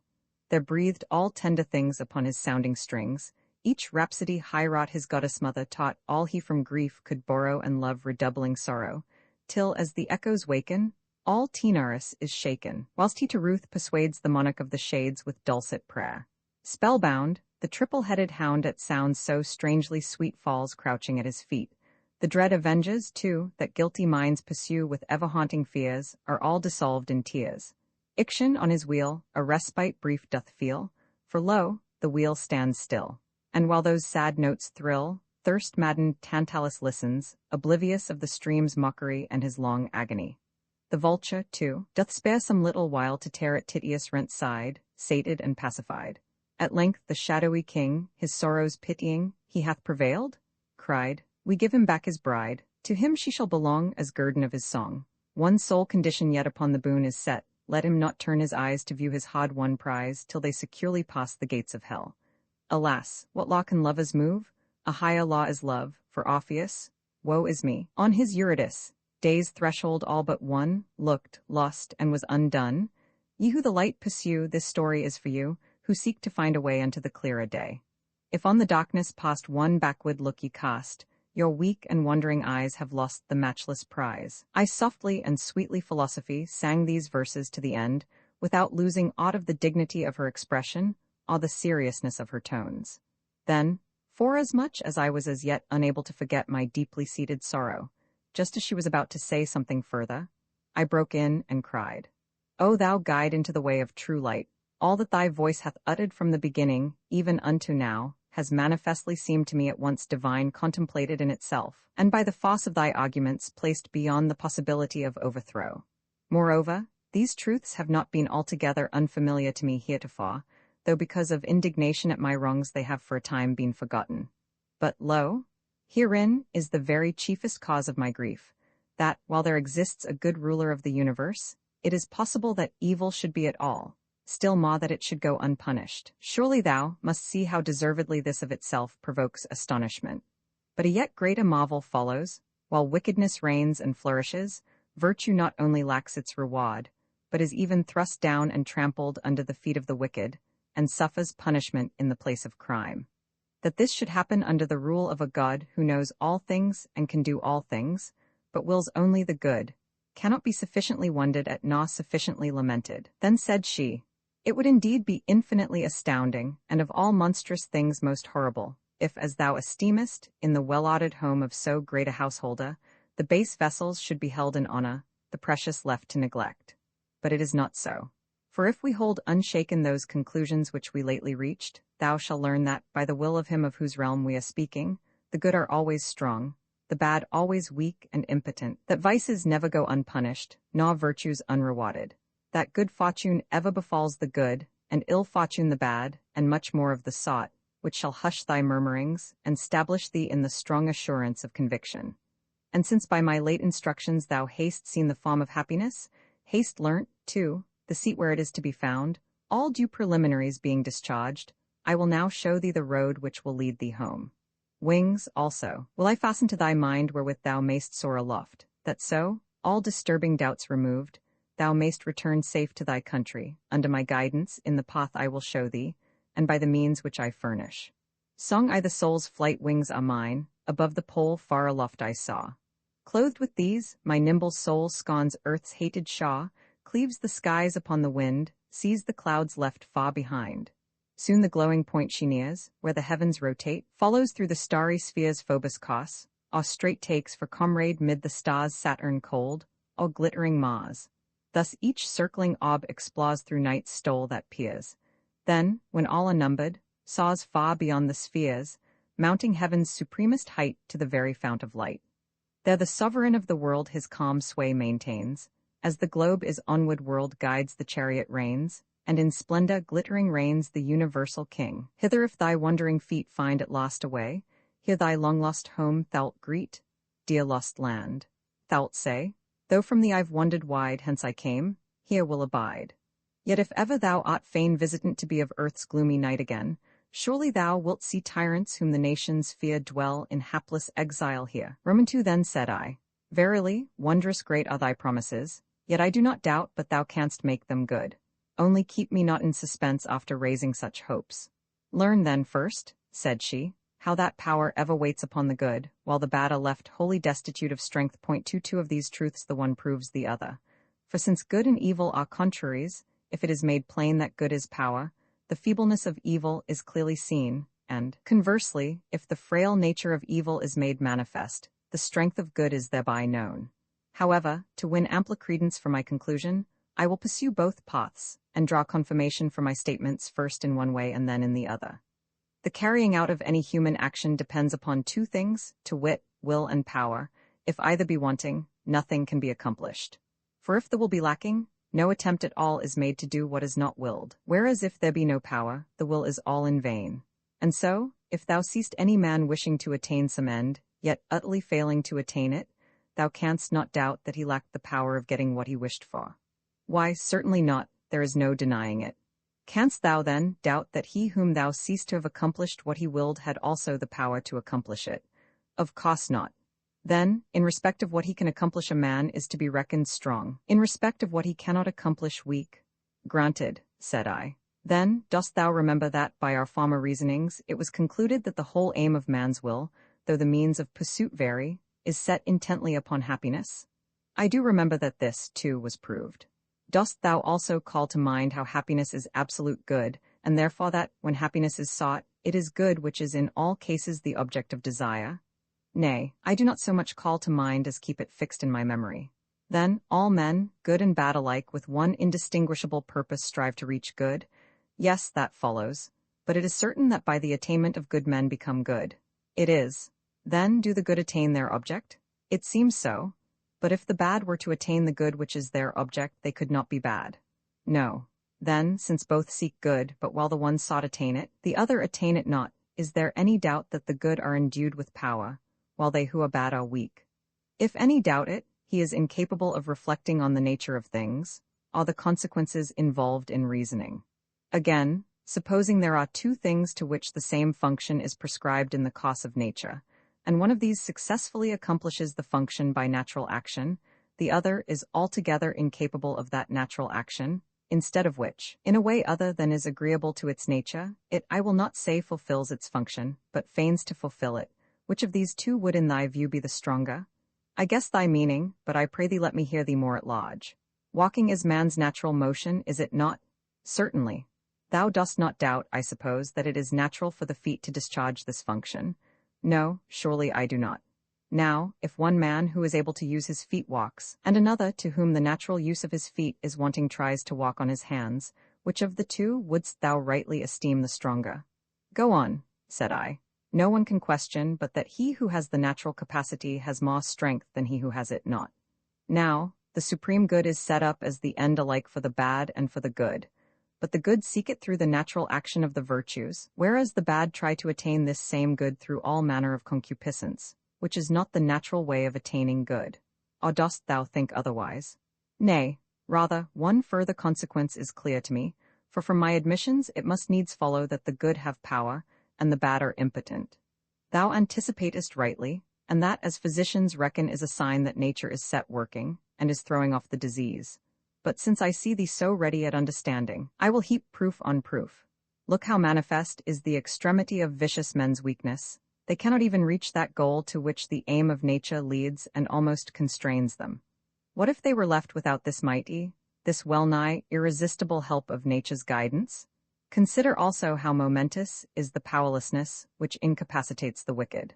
Not light or trivial 23 are the prizes which they contend for, but which they cannot win or hold. Nay, their failure concerns the very sum and crown of things. Poor wretches! They fail to compass even that for which they toil day and night. Herein also the strength of the good conspicuously appears. For just as thou wouldst judge him to be the strongest walker whose legs could carry him to a point beyond which no further advance was possible, so must thou needs account him strong in power, who so attains the end of his desires that nothing further to be desired lies beyond. Whence follows the obvious conclusion that they who are wicked are seen likewise to be wholly destitute of strength. For why do they forsake virtue and follow vice? Is it from ignorance of what is good? Well, what is more weak and feeble than the blindness of ignorance? Do they know what they ought to follow, but lust drives them aside out of the way? If it be so, they are still frail by reason of their incontinence, for they cannot fight against vice. Or do they knowingly and willfully forsake the good and turn aside to vice? Why, at this rate, they not only cease to have power, but cease to be at all. For they who forsake the common end of all things that are, they likewise also cease to be at all. Now, to some it may seem strange that we should assert that the bad, who form the greater part of mankind, do not exist. But the fact is so. I do not, indeed, deny that they who are bad, but that they are in an unqualified and absolute sense I deny. Just as we call a corpse a dead man, but cannot call it simply man, so I would allow the vicious to be bad, but that they are in an absolute sense I cannot allow. That only is which maintains its place and keeps its nature. Whatever falls away from this forsakes the existence which is essential to its nature. But thou wilt say, the bad have an ability. Nor do I wish to deny it, only this ability of theirs comes not from strength, but from impotence. For their ability is to do evil, which would have had no efficacy at all if they could have continued in the performance of good. So this ability of theirs proves them still more plainly to have no power. For if, as we concluded just now, evil is nothing, 'tis clear that the wicked can effect nothing, since they are only able to do evil. 'Tis evident, and that thou mayst understand what is the precise force of this power, we determined, did we not a while back, that nothing has more power than supreme good? We did, said I, but that same highest good cannot do evil? Certainly not. Is there anyone, then, who thinks that men are able to do all things? None but a madman. Yet they are able to do evil? I would they could not. Since then, he who can do only good is omnipotent, while they who can do evil also are not omnipotent, it is manifest that they who can do evil have less power. There is this also. We have shown that all power is to be reckoned among things desirable, and that all desirable things are referred to good as to a kind of consummation of their nature. But the ability to commit crime cannot be referred to the good, therefore it is not a thing to be desired. And yet all power is desirable. It is clear, then, that ability to do evil is not power. From all which considerations appeareth the power of the good, and the indubitable weakness of the bad, and it is clear that Plato's judgment was true. The wise alone are able to do what they would, while the wicked follow their own heart's lust, but cannot accomplish what they would. For they go on in their willfulness fancying, they will attain what they wish for in the paths of delight, but they are very far from its attainment, since shameful deeds lead not to happiness. Song Roman 2. The bondage of passion. When high enthroned the monarch sits, resplendent in the pride of purple robes, while flashing steel guards him on every side. When baleful terrors on his brow with frowning menace lower, and passion shakes his laboring breast, how dreadful seems his power! But if the vesture of his state from such a one thou tear, thou'lt see what load of secret bonds this lot of earth doth wear. Lust's poison rankles, awe his mind rage sweeps in tempest rude, sorrow his spirit vexes saw, and empty hopes delude. Then thou'lt confess, one hapless wretch, whom many lauds oppress, does never what he would, but lives in thraldom's helplessness. Roman 3. Thou seest then, in what foulness unrighteous deeds are sunk, with what splendor righteousness shines. Whereby it is manifest that goodness never lacks its reward, nor crime its punishment. For verily, in all manner of transactions that for the sake of which the particular action is done, may justly be accounted the reward of that action, even as the wreath for the sake of which the race is run, is the reward offered for running. Now, we have shown happiness to be that very good for the sake of which all things are done. Absolute good, then, is offered as the common prize, as it were, of all human actions. But truly, this is a reward from which it is impossible to separate the good man, for one who is without good cannot properly be called good at all, wherefore righteous dealing never misses its reward. Rage the wicked, then, never so violently, the crown shall not fall from the head of the wise, nor wither. Verily, other men's unrighteousness cannot pluck from righteous souls their proper glory. Were the reward in which the soul of the righteous delighteth received from without, then might it be taken away by him who gave it, or some other. But since it is conferred by his own righteousness, then only will he lose his prize when he has ceased to be righteous. Lastly, since every prize is desired because it is believed to be good, who can account him who possesses good to be without reward? And what a prize, the fairest and grandest of all! For remember the corollary which I chiefly insisted on a little while back, and reason thus. Since absolute good is happiness, 'tis clear that all the good must be happy for the very reason that they are good. But it was agreed that those who are happy are gods.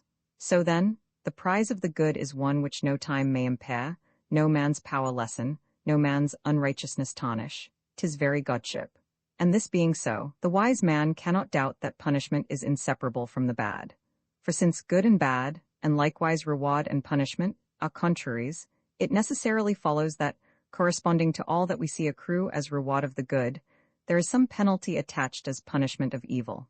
As then, righteousness itself is the reward of the righteous, so wickedness itself is the punishment of the unrighteous.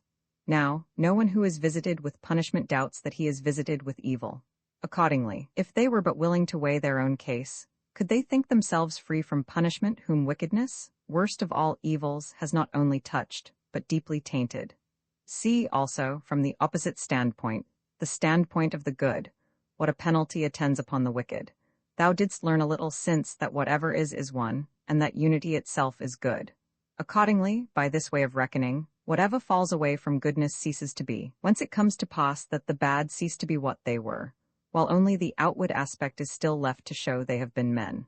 Wherefore, by their perversion to badness, they have lost their true human nature. Further, since righteousness alone can raise men above the level of humanity, it must needs be that unrighteousness degrades below man's level those whom it has cast out of man's estate.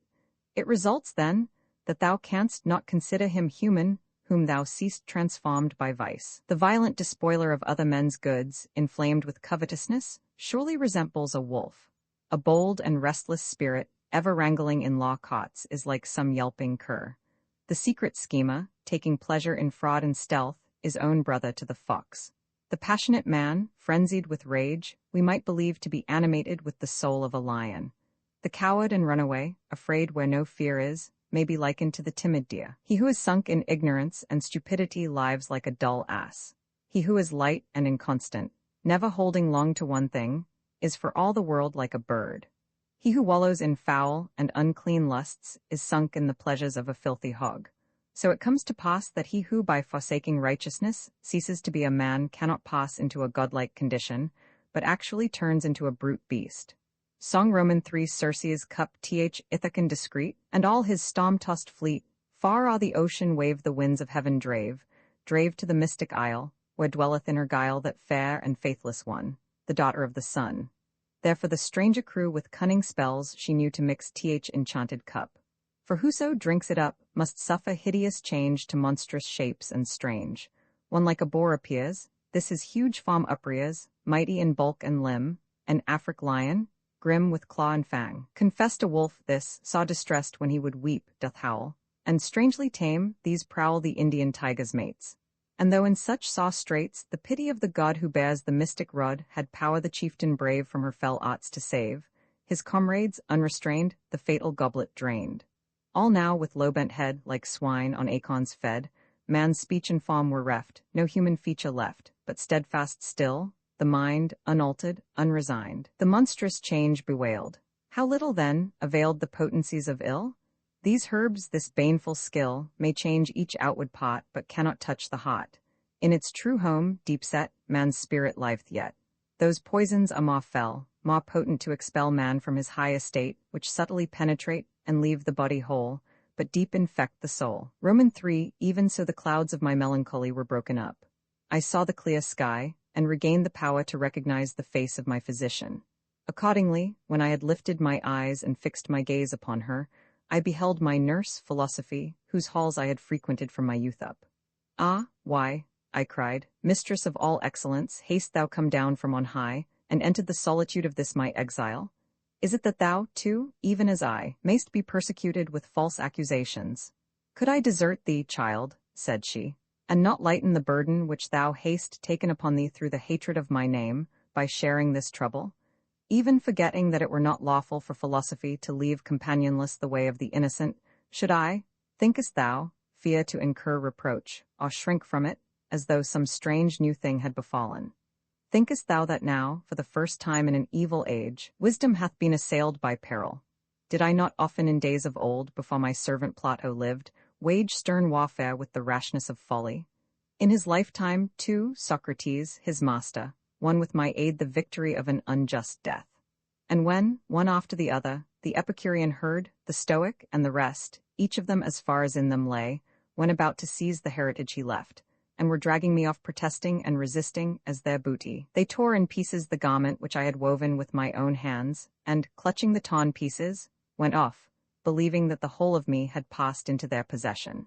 And some of them, because some traces of my vesture were seen upon them, were destroyed through the mistake of the lewd multitude, who falsely deemed them to be my disciples. It may be thou knowest not of the banishment of Anaxagoras, of the poisoned draught of Socrates, nor of Zeno's torturing, because these things happened in a distant country. Yet mightest thou have learnt the fate of Arius, of Seneca, of Soranus, whose stories are neither old nor unknown to fame. These men were brought to destruction for no other reason than that, settled as they were in my principles, their lives were a manifest contrast to the ways of the wicked.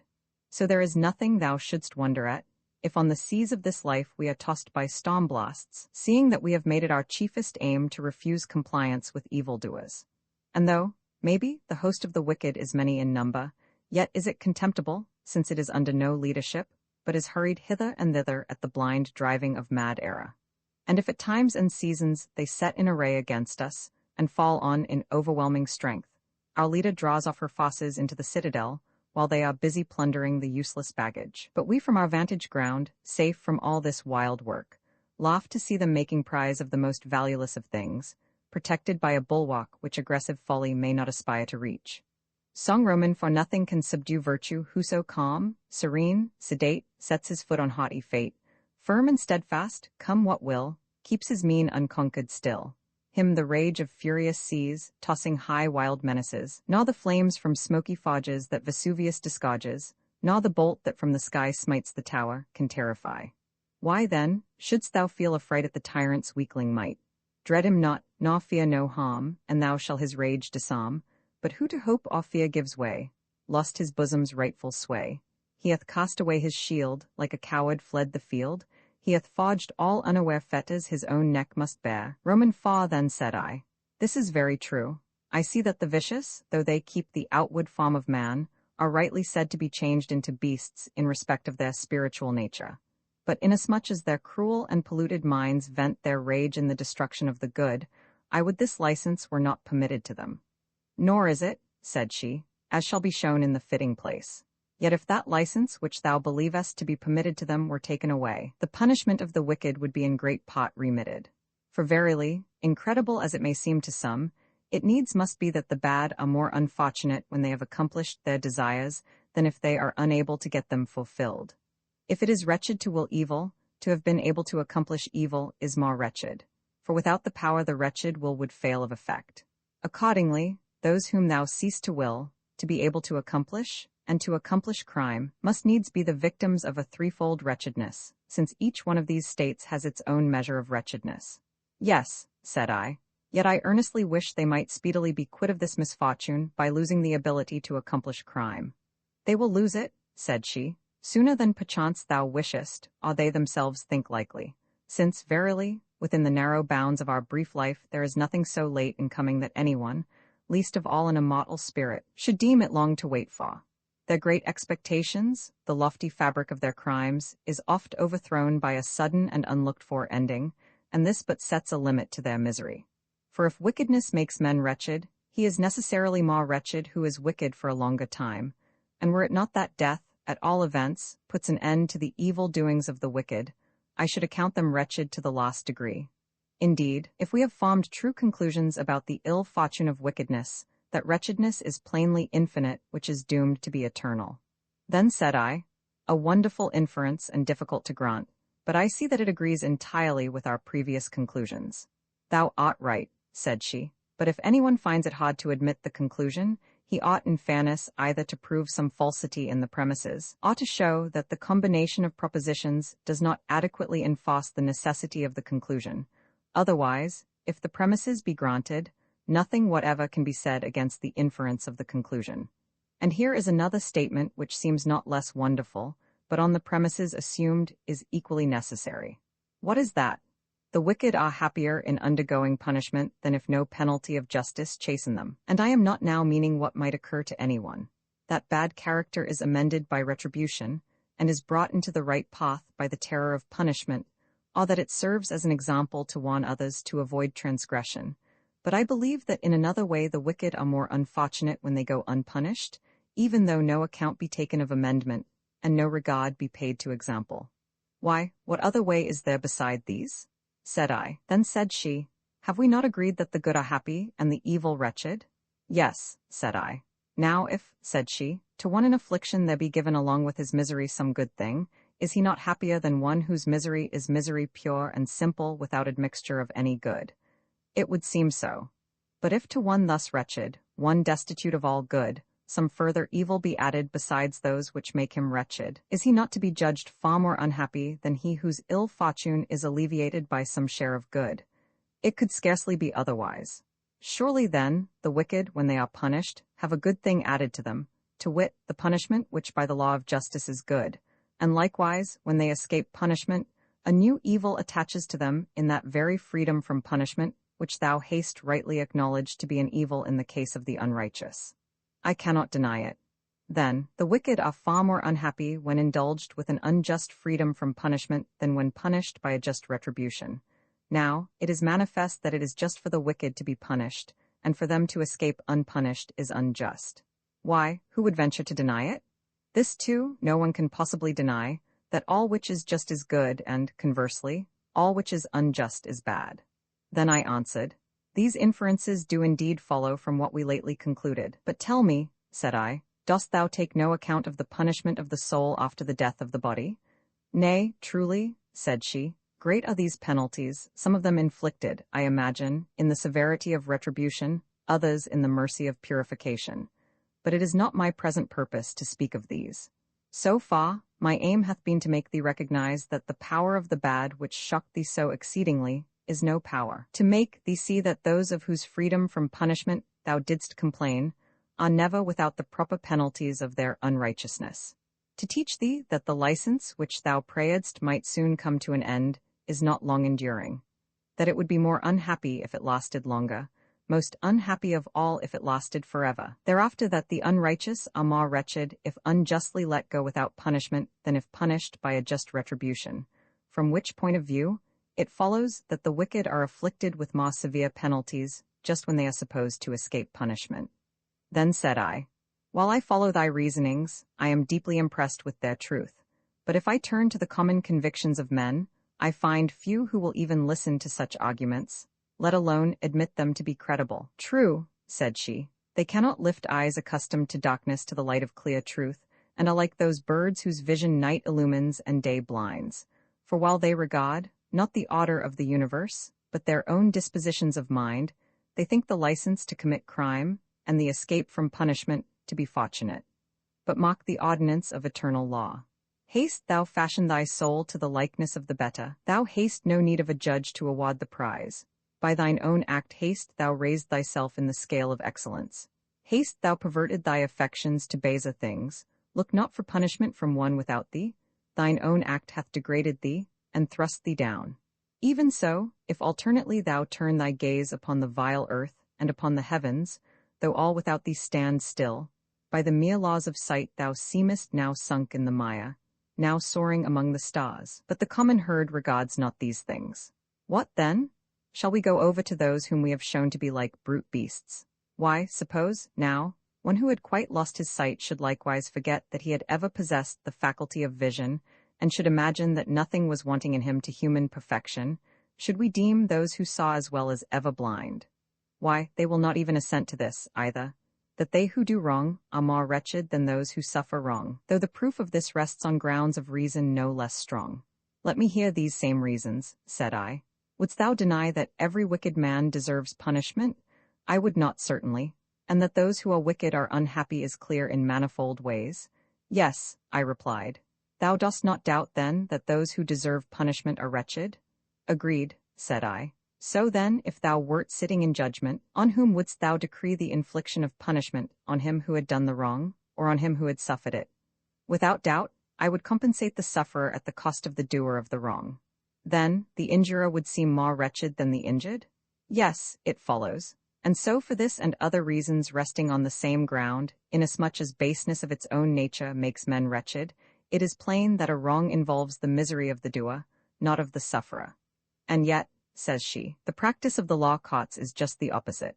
Advocates try to arouse the commiseration of the judges for those who have endured some grievous and cruel wrong, whereas pity is rather due to the criminal, who ought to be brought to the judgment seat by his accusers in a spirit not of anger, but of compassion and kindness, as a sick man to the physician, to have the ulcer of his fault cut away by punishment, whereby the business of the advocate would either wholly come to a standstill, or, did men prefer to make it serviceable to mankind, would be restricted to the practice of accusation. The wicked themselves also, if through some chink or cranny they were permitted to behold the virtue they have forsaken, and were to see that by the pains of punishment they would rid themselves of the uncleanness of their vices, and win in exchange the recompense of righteousness, they would no longer think these sufferings pains. They would refuse the help of advocates, and would commit themselves wholly into the hands of their accusers and judges. Whence it comes to pass that for the wise no place is left for hatred. Only the most foolish would hate the good, and to hate the bad is unreasonable. For if vicious propensity is, as it were, a disease of the soul like bodily sickness, even as we account the sick in body by no means deserving of hate, but rather of pity, so, and much more, should they be pitied whose minds are assailed by wickedness, which is more frightful than any sickness. Song Roman for the unreasonableness of hatred, why all this furious strife? Oh, why with rash and wilful hand provoke death's destined day? If death ye seek, lo, death is nigh, not of their masters will those causes swift delay. The wild beasts vent on man their rage, yet gainst their brothers' lives men point the murderous steel. Unjust and cruel wars they wage, and haste with flying darts the death to meet or deal. No right nor reason can they show. 'Tis but because their lands and laws are not the same. Wouldst thou give each his due? Then know thy love the good must have, the bad thy pity claim. On this I said, I see how there is a happiness and misery founded on the actual deserts of the righteous and the wicked. Nevertheless, I wonder in myself whether there is not some good and evil in fortune as the vulgar understand it. Surely, no sensible man would rather be exiled, poor and disgraced, than dwell prosperously in his own country, powerful, wealthy, and high in honor. Indeed, the work of wisdom is more clear and manifest in its operation when the happiness of rulers is somehow passed on to the people around them, especially considering that the prison, the law, and the other pains of legal punishment are properly due only to mischievous citizens on whose account they were originally instituted. Accordingly, I do exceedingly marvel why all this is completely reversed, why the good are harassed with the penalties due to crime, and the bad carry off the rewards of virtue. And I long to hear from thee what reason may be found for so unjust a state of disorder. For assuredly, I should wonder less if I could believe that all things are the confused result of chance. But now my belief in God's governance doth add amazement to amazement. For seeing that he sometimes assigns fair fortune to the good and harsh fortune to the bad, and then again deals harshly with the good, and grants to the bad their heart's desire, how does this differ from chance, unless some reason is discovered for it all? Nay, it is not wonderful, said she, if all should be thought random and confused when the principle of order is not known. And though thou knowest not the causes on which this great system depends, yet forasmuch as a good ruler governs the world, doubt not for thy part that all is rightly done. Song v. Wonder and ignorance who knoweth not how near the pole boots cost doth go, must marvel by what heavenly law he moves his wain so slow. Why late he plunges neath the main, and swiftly lights his beams again. When the full-orbed moon grows pale in the mid-course of night, and suddenly the stars shine forth that languished in her light, astonied nations stand at gaze, and beat the air in wild amaze. Point too far none marvels, why upon the shore the storm-lashed breakers beat, nor why the frost-bound glaciers melt at summer's fervent heat, for here the cause seems plain and clear, only what's dark and hid we fear. Weak-minded folly magnifies all that is rare and strange, and the dull herds o'erwhelmed with awe at unexpected change. But wonder leaves enlightened minds, when ignorance no longer blinds. Vi true, said I. But since it is thy office to unfold the hidden cause of things, and explain principles veiled in darkness, inform me, I pray thee, of thine own conclusions in this matter, since the marvel of it is what more than aught else disturbs my mind. A smile played one moment upon her lips as she replied, Thou callest me to the greatest of all subjects of inquiry, a task for which the most exhaustive treatment barely suffices. Such is its nature that, as fast as one doubt is cut away, innumerable others spring up like Hydra's heads, nor could we set any limit to their renewal, did we not apply the mind's living fire to suppress them. For there come within its scope the questions of the essential simplicity of providence, of the order of fate, of unforeseen chance, of the divine knowledge and predestination, and of the freedom of the will. How heavy is the weight of all this thou canst judge for thyself. But, inasmuch as to know these things also is part of the treatment of thy malady, we will try to give them some consideration, despite the restrictions of the narrow limits of our time. Moreover, thou must for a time dispense with the pleasures of music and song, if so be that thou findest any delight therein, whilst I weave together the connected train of reasons in proper order. As thou wilt, said I. Then, as if making a new beginning, she thus discoursed. The coming into being of all things, the whole course of development in things that change, every sort of thing that moves in any wise, receives its due cause, order, and form from the steadfastness of the divine mind.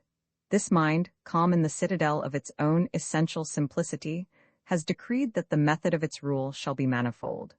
Viewed in the very purity of the divine intelligence, this method is called providence, but viewed in regard to those things which it moves and disposes, it is what the ancients called fate.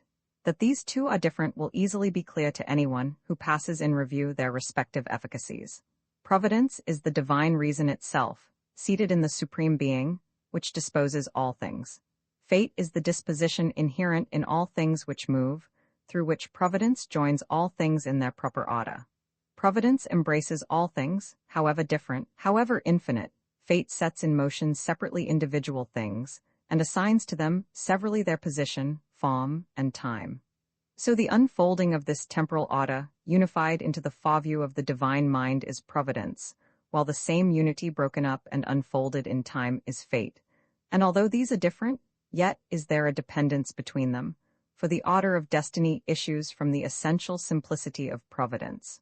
For as the artificer, forming in his mind beforehand the idea of the thing to be made, carries out his design, and develops from moment to moment what he had before seen in a single instant as a whole, so God in his providence ordains all things as parts of a single unchanging whole, but carries out these very ordinances by fate in a time of manifold unity. So whether fate is accomplished by divine spirits as the ministers of providence, or by a soul, or by the service of all nature, whether by the celestial motion of the stars, by the efficacy of angels, or by the many-sided cunning of demons, whether by all or by some of these the destined series is woven, this, at least, is manifest, that providence is the fixed and simple form of destined events, fate their shifting series in order of time, as by the disposal of the divine simplicity they are to take place, whereby it is that all things which are under fate are subjected also to providence, on which fate itself is dependent, whereas certain things which are set under providence are above the chain of fate, viz., those things which by their nearness to the primal divinity are steadfastly fixed, and lie outside the order of fate's movements. For as the innermost of several circles revolving round the same center approaches the simplicity of the midmost point, and is, as it were, a pivot round which the exterior circles turn, while the outermost, whirled in ampler orbit, takes in a wider and wider sweep of space in proportion to its departure from the indivisible unity of the center, while, further, whatever joins and allies itself to the center is narrowed to a like simplicity, and no longer expands vaguely into space. Even so, whatsoever departs widely from primal mind is involved more deeply in the meshes of fate, and things are free from fate in proportion as they seek to come nearer to that central pivot, while if aught cleaves close to supreme mind in its absolute fixity, this, too, being free from movement, rises above fate's necessity. Therefore, as is reasoning to pure intelligence, as that which is generated to that which is, time to eternity, a circle to its center, so is the shifting series of fate to the steadfastness and simplicity of providence. It is this causal series which moves heaven and the stars, attempers the elements to mutual accord, and again, in turn, transforms them into new combinations. This which renews the series of all things that are born and die through like successions of germ and birth. It is its operation which binds the destinies of men by an indissoluble nexus of causality, and, since it issues in the beginning from unalterable providence, these destinies also must of necessity be immutable. Accordingly, the world is ruled for the best if this unity abiding in the divine mind puts forth an inflexible order of causes, and this order, by its intrinsic immutability, restricts things mutable which otherwise would ebb and flow at random. And so it happens that, although to you, who are not altogether capable of understanding this order, all things seem confused and disordered, nevertheless there is everywhere an appointed limit which guides all things to good. Verily, nothing can be done for the sake of evil even by the wicked themselves, for, as we abundantly proved, they seek good, but are drawn out of the way by perverse error. Far less can this order, which sets out from the supreme center of good, turn aside anywhither from the way in which it began. Yet what confusion, thou wilt say, can be more unrighteous than that prosperity and adversity should indifferently befall the good, what they like and what they loathe come alternately to the bad. Yes, but have men in real life such soundness of mind that their judgments of righteousness and wickedness must necessarily correspond with facts? Why, on this very point, their verdicts conflict, and those whom some deem worthy of reward, others deem worthy of punishment. Yet granted there were one who could rightly distinguish the good and bad, yet would he be able to look into the soul's inmost constitution, as it were, if we may borrow an expression used of the body. The marvel here is not unlike that which astonishes one who does not know why in health sweet things suit some constitutions, and bitter others, or why some sick men are best alleviated by mild remedies, others by severe. But the physician who distinguishes the precise conditions and characteristics of health and sickness does not marvel. Now, the health of the soul is nothing but righteousness, and vice is its sickness. God, the guide and physician of the mind, it is who preserves the good and banishes the bad. And he looks forth from the lofty watchtower of his providence, perceives what is suited to each, and assigns what he knows to be suitable. This, then, is what that extraordinary mystery of the order of destiny comes to, that something is done by one who knows, whereat the ignorant are astonished. But let us consider a few instances whereby appears what is the competency of human reason to fathom the divine unsearchableness. Here is one whom thou deemest the perfection of justice and scrupulous integrity. To all-knowing providence it seems far otherwise. We all know our Lucan's admonition 25, that it was the winning cause that found favor with the gods, the beaten cause with Cato. So, shouldst thou see anything in this world happening differently from thy expectation, doubt not but events are rightly ordered. It is in thy judgment that there is perverse confusion. Grant, however, there be somewhere found one of so happy a character that God and man alike agree in their judgments about him, yet is he somewhat infirm in strength of mind. It may be, if he fall into adversity, he will cease to practice that innocency which has failed to secure his fortune. Therefore, God's wise dispensation spares him whom adversity might make worse, will not let him suffer who is ill-fitted for endurance. Another there is perfect in all virtue, so holy and nigh to God that providence judges it unlawful that aught untoward should befall him, nay, doth not even permit him to be afflicted with bodily disease. As one more excellent than I-26 hath said, the very body of the holy saint is built of purest ether. Often it happens that the governance is given to the good, that a restraint may be put upon superfluity of wickedness. To others, Providence assigns some mixed lot suited to their spiritual nature. Some it will plague lest they grow rank through long prosperity, others it will suffer to be vexed with sore afflictions to confirm their virtues by the exercise and practice of patience. Some fear overmuch what they have strength to bear, others despise overmuch that to which their strength is unequal. All these it brings to the test of their true self through misfortune. Some also have bought a name, revered to future ages, at the price of a glorious death. Some by invincible constancy under their sufferings have afforded an example to others that virtue cannot be overcome by calamity. All which things, without doubt, come to pass rightly and in due order, and to the benefit of those to whom they are seen to happen.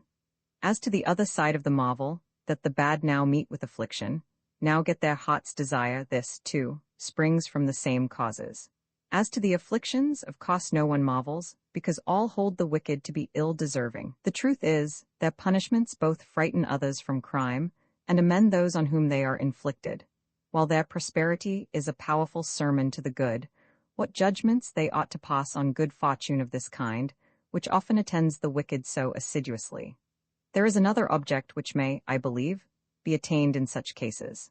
There is one, perhaps, whose nature is so reckless and violent that poverty would drive him more desperately into crime. His disorder Providence relieves by allowing him to amass money.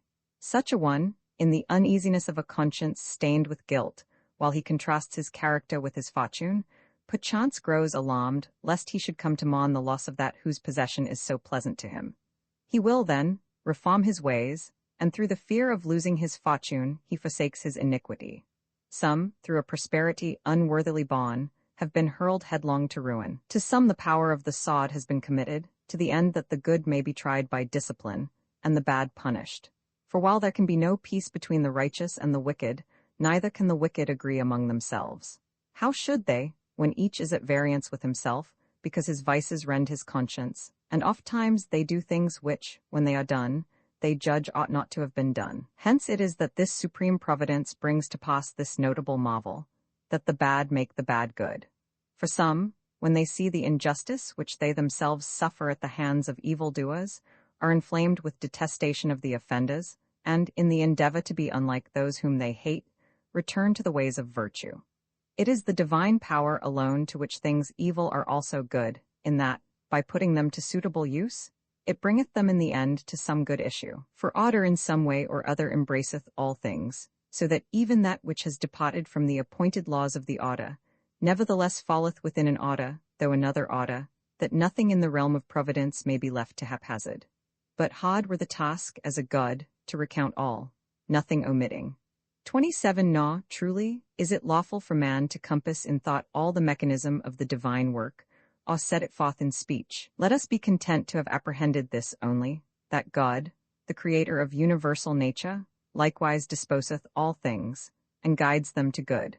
And while he studies to preserve in likeness to himself all that he has created, he banishes all evil from the borders of his commonweal through the links of fatal necessity. Whereby it comes to pass that, if thou look to disposing providence, thou wilt nowhere find the evils which are believed so to abound on earth. But I see thou hast long been burdened with the weight of the subject, and fatigued with the prolixity of the argument, and now lookest for some refreshment of sweet poesy. Listen, then, and may the draught so restore thee, that thou wilt bend thy mind more resolutely to what remains. Song vi the universal aim, wouldst thou with unclouded mind view the laws by God designed, lift thy steadfast gaze on high to the starry canopy, see in rightful league of love all the constellations move. Fiery Sol, in full career, ne'er obstructs cold Phoebe's sphere, when the bear, at heaven's height, wheels his courser's rapid flight, though he sees the starry train sinking in the western main, he repines not, nor desires in the flood to quench his fires. In true sequence as decreed, daily morn and eve succeed, Vesper brings the shades of night, Lucifer the morning light. Love, in alternation due, still the cycle doth renew, and discordant strife is driven from the starry realm of heaven. Thus, in wondrous amity, warring elements agree, hot and cold and moist and dry, lay their ancient quarrel by. High the flickering flame ascends, downward earth forever tends. So the year in spring's mild hours loads the air with scent of flowers. Summer paints the golden grain, then, when autumn comes again, bright with fruit the orchards glow, winter brings the rain and snow. Thus the season's fixed progression, tempered in a due succession, nourishes and brings to birth all that lives and breathes on earth. Then, soon run life's little day, all it brought it takes away. But one sits and guides the reins, he who made and all sustains. King and Lord and fountainhead, judge most holy, law most dread, now impels and now keeps back, holds each waver in the track. Else, were once the power withheld that the circling spheres compelled in their orbits to revolve, this world's order would dissolve, and harmonious whole would all in one hideous ruin fall. But through this connected frame runs one universal aim, towards the good do all things tend, many paths, but one the end. For naught lasts, unless it turns backward in its course, and yearns to that source to flow again, whence its being first was ta'en. Romans 7, dost thou then see the consequence of all that we have said? Nay, what consequence? That absolutely every fortune is good fortune.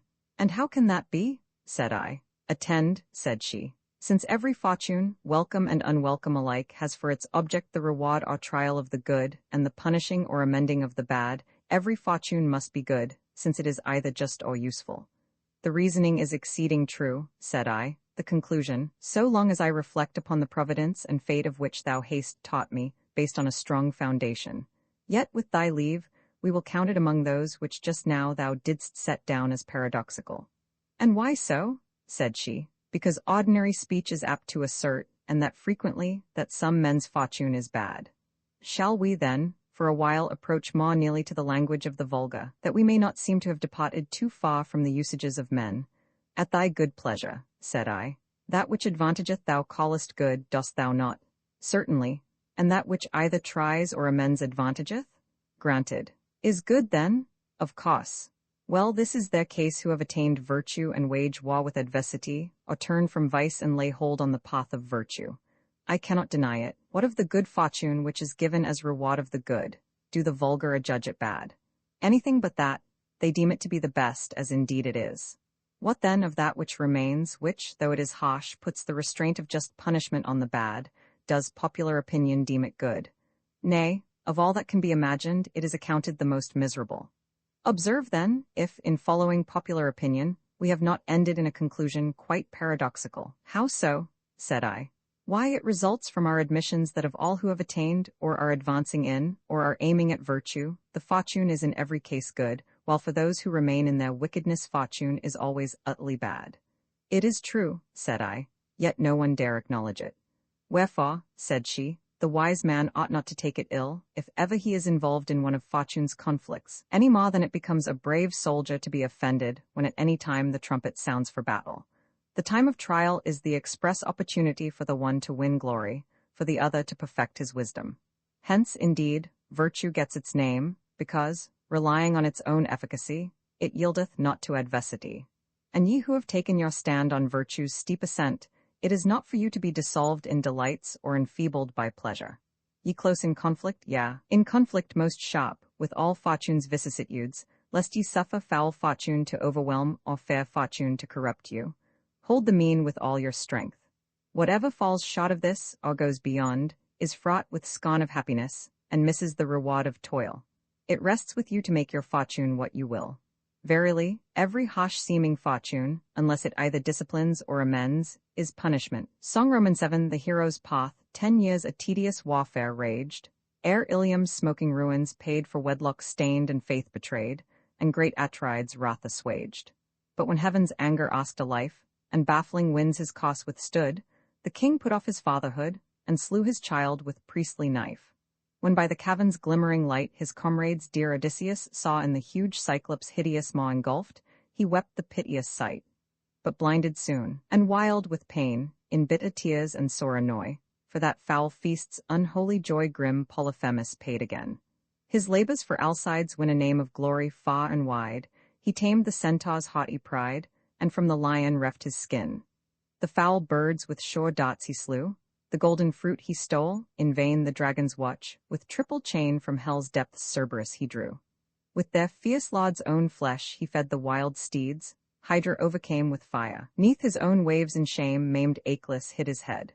Huge Cacus for his crimes was slain, on Libya's sands Antaeus hurled, the shoulders that upheld the world the great bars dribbled spume did stain. Last toil of all, his might sustained the ball of heaven, nor did he bend beneath.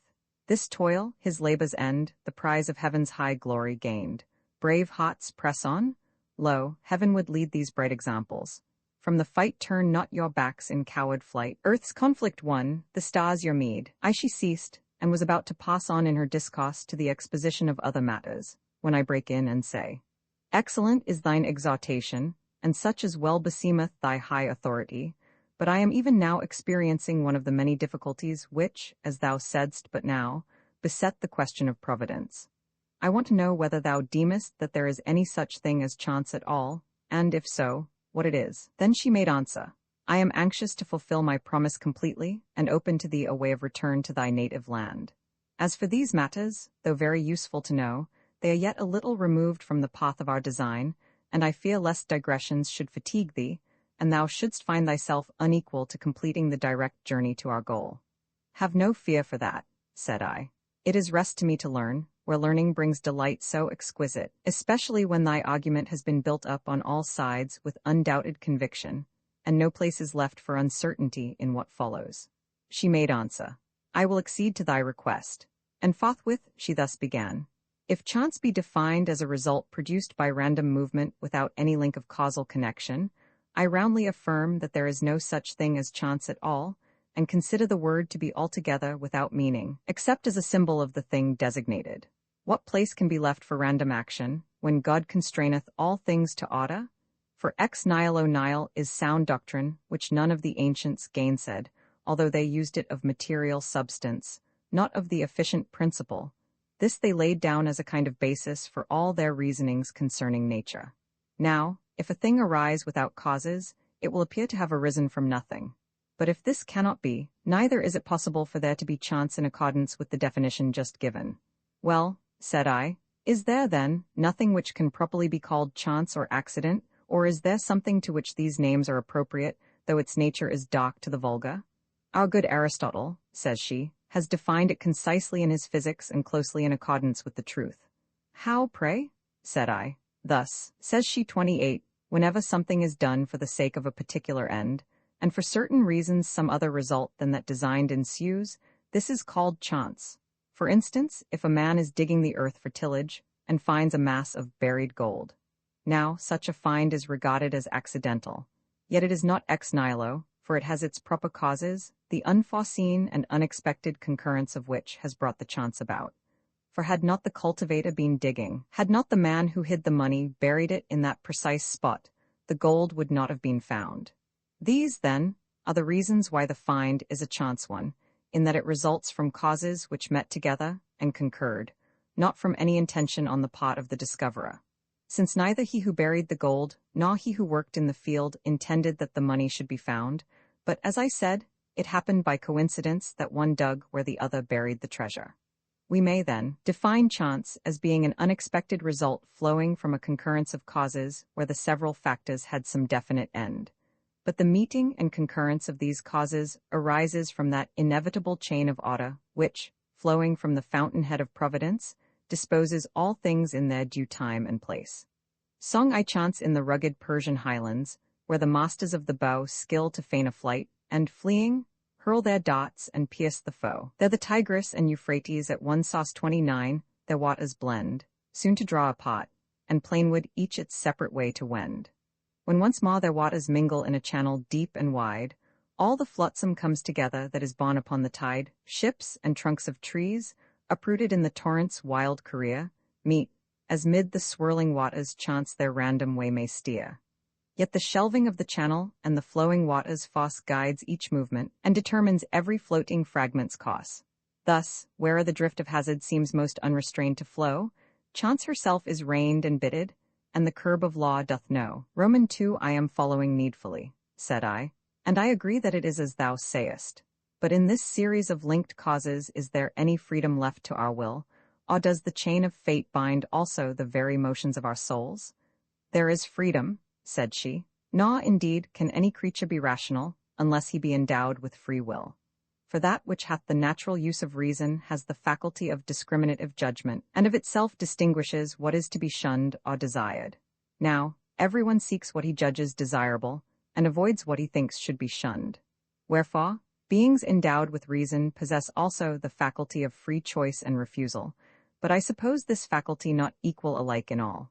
The higher divine essences possess a clear-sighted judgment, an uncorrupt will, and an effective power of accomplishing their wishes. Human souls must needs be comparatively free, while they abide in the contemplation of the divine mind, less free when they pass into bodily form, and still less, again, when they are enwrapped in earthly members. But when they are given over to vices, and fall from the possession of their proper reason, then indeed their condition is utter slavery. For when they let their gaze fall from the light of highest truth to the lower world where darkness reigns, soon ignorance blinds their vision. They are disturbed by baneful affections, by yielding and assenting to which they help to promote the slavery in which they are involved, and are in a manner led captive by reason of their very liberty. Yet he who seeth all things from eternity beholdeth these things with the eyes of his providence, and assigneth to each what is predestined for it by its merits. All things surveying, all things overhearing. Song Roman 2 The true sun Homer, with mellifluous tongue Phoebus' glorious light hath sung, hymning high his praise, yet his feeble rays ocean's hollows may not brighten, nor earth's central gloom enlighten. But the might of him, who skilled this great universe to build, is not thus confined. Not earth's solid rind, nor night's blackest canopy, baffle his all-seeing eye. All that is, hath been, shall be in one glance's compass he limitless descries, and save his, no eyes all the world survey? No, none? Him then, truly name the sun. Roman 3 Then said I, but now I am once more perplexed by a problem yet more difficult. And what is that? Said she. Yet in truth I can guess what it is that troubles you. It seems, said I, too much of a paradox and a contradiction that God should know all things, and yet there should be free will. For if God foresees everything, and can in no wise be deceived, that which Providence foresees to be about to happen must necessarily come to pass. Wherefore, if from eternity he foreknows not only what men will do, but also their designs and purposes, there can be no freedom of the will, seeing that nothing can be done, nor can any sort of purpose be entertained, save such as a divine providence, incapable of being deceived, has perceived beforehand. For if the issues can be turned aside to some other end than that foreseen by Providence, there will not then be any sure foreknowledge of the future, but uncertain conjecture instead, and to think this of God I deem impiety. Moreover, I do not approve the reasoning by which some think to solve this puzzle. For they say that it is not because God has foreseen the coming of an event that therefore it is sure to come to pass, but conversely, because something is about to come to pass, it cannot be hidden from divine providence, and accordingly the necessity passes to the opposite side, and it is not that what is foreseen must necessarily come to pass, but that what is about to come to pass must necessarily be foreseen. But this is just as if the matter in debate were, which is cause and which effect, whether foreknowledge of the future cause of the necessity, or the necessity of the future of the foreknowledge. But we need not be at the pains of demonstrating that, whatsoever be the order of the causal sequence, the occurrence of things foreseen is necessary, even though the foreknowledge of future events does not in itself impose upon them the necessity of their occurrence. For example, if a man be seated, the supposition of his being seated is necessarily true, and conversely, if the supposition of his being seated is true, because he is really seated, he must necessarily be sitting. So in either case, there is some necessity involved, in this latter case, the necessity of the fact, in the former, of the truth of the statement. But in both cases, the sitter is not therefore seated because the opinion is true, but rather the opinion is true because antecedently he was sitting as a matter of fact. Thus, though the cause of the truth of the opinion comes from the other side, 30 yet, there is a necessity on both sides alike. We can obviously reason similarly in the case of providence and the future.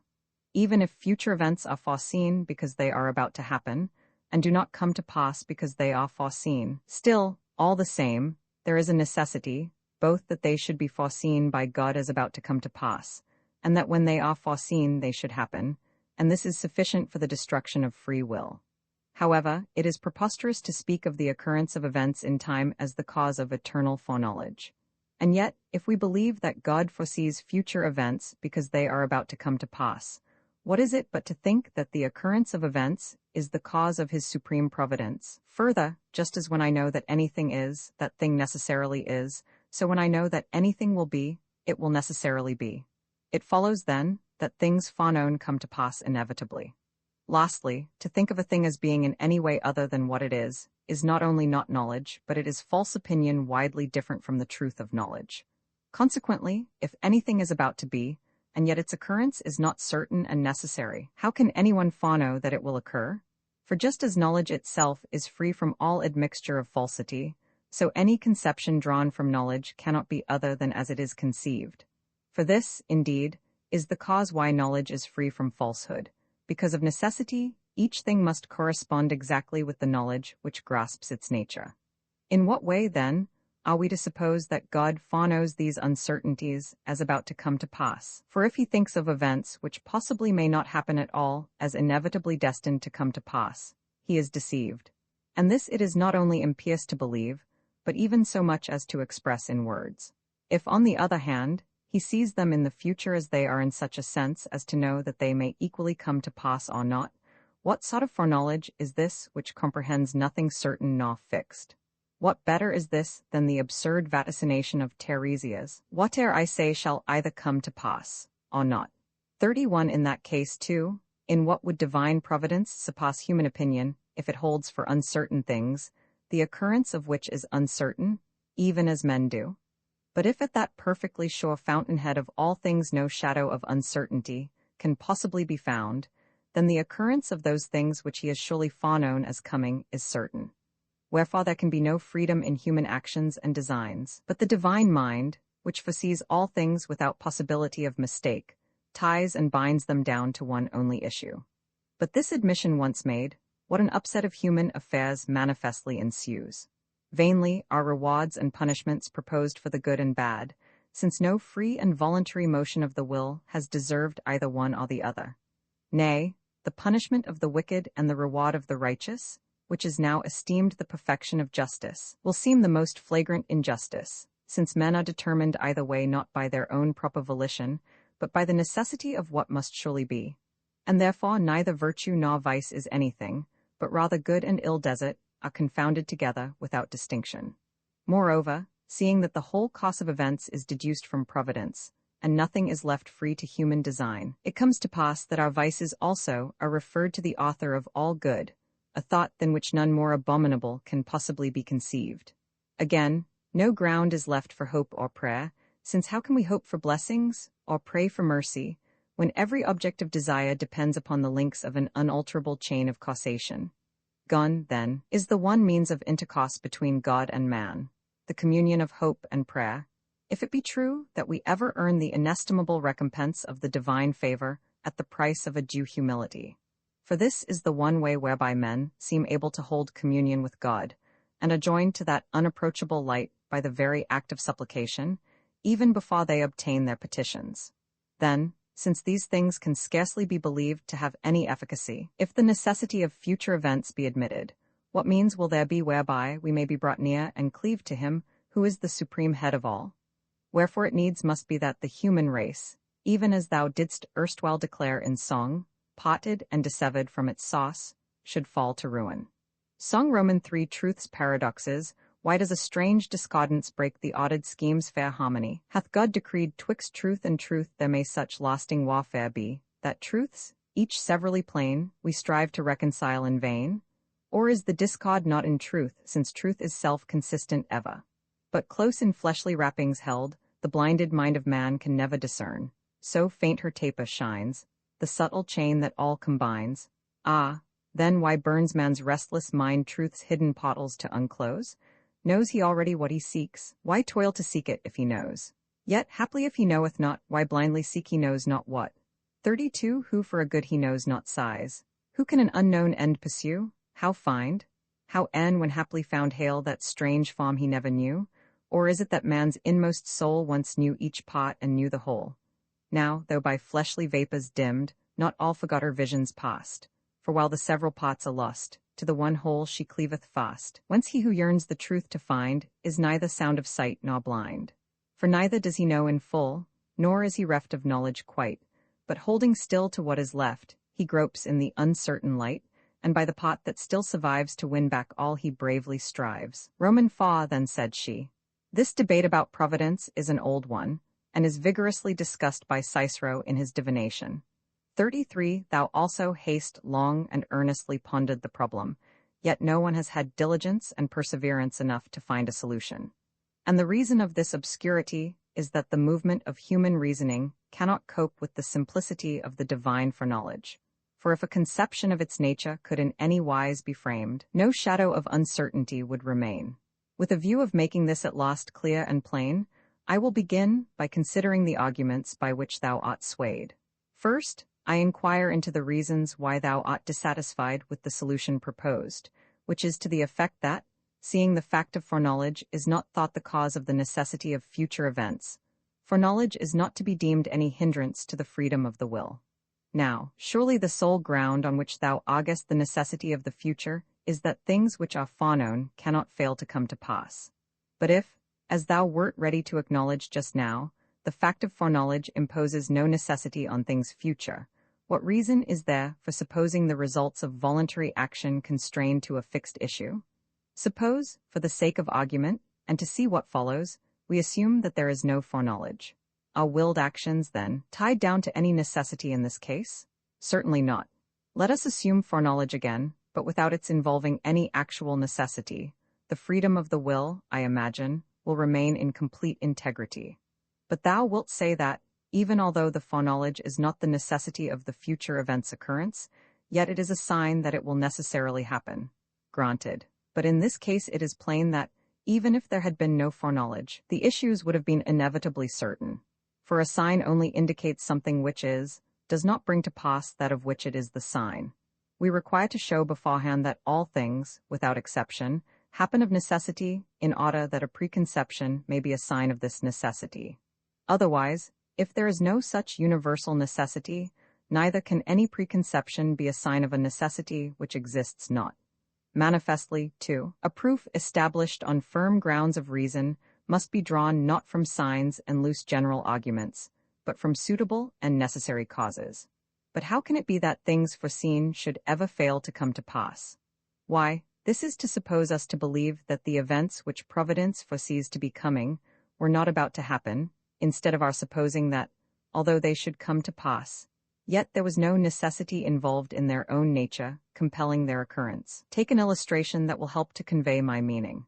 There are many things which we see taking place before our eyes, the movements of charioteers, for instance, in guiding and turning their cars, and so on. Now, is any one of these movements compelled by any necessity? No, certainly not. There would be no efficacy in skill if all motions took place perforce.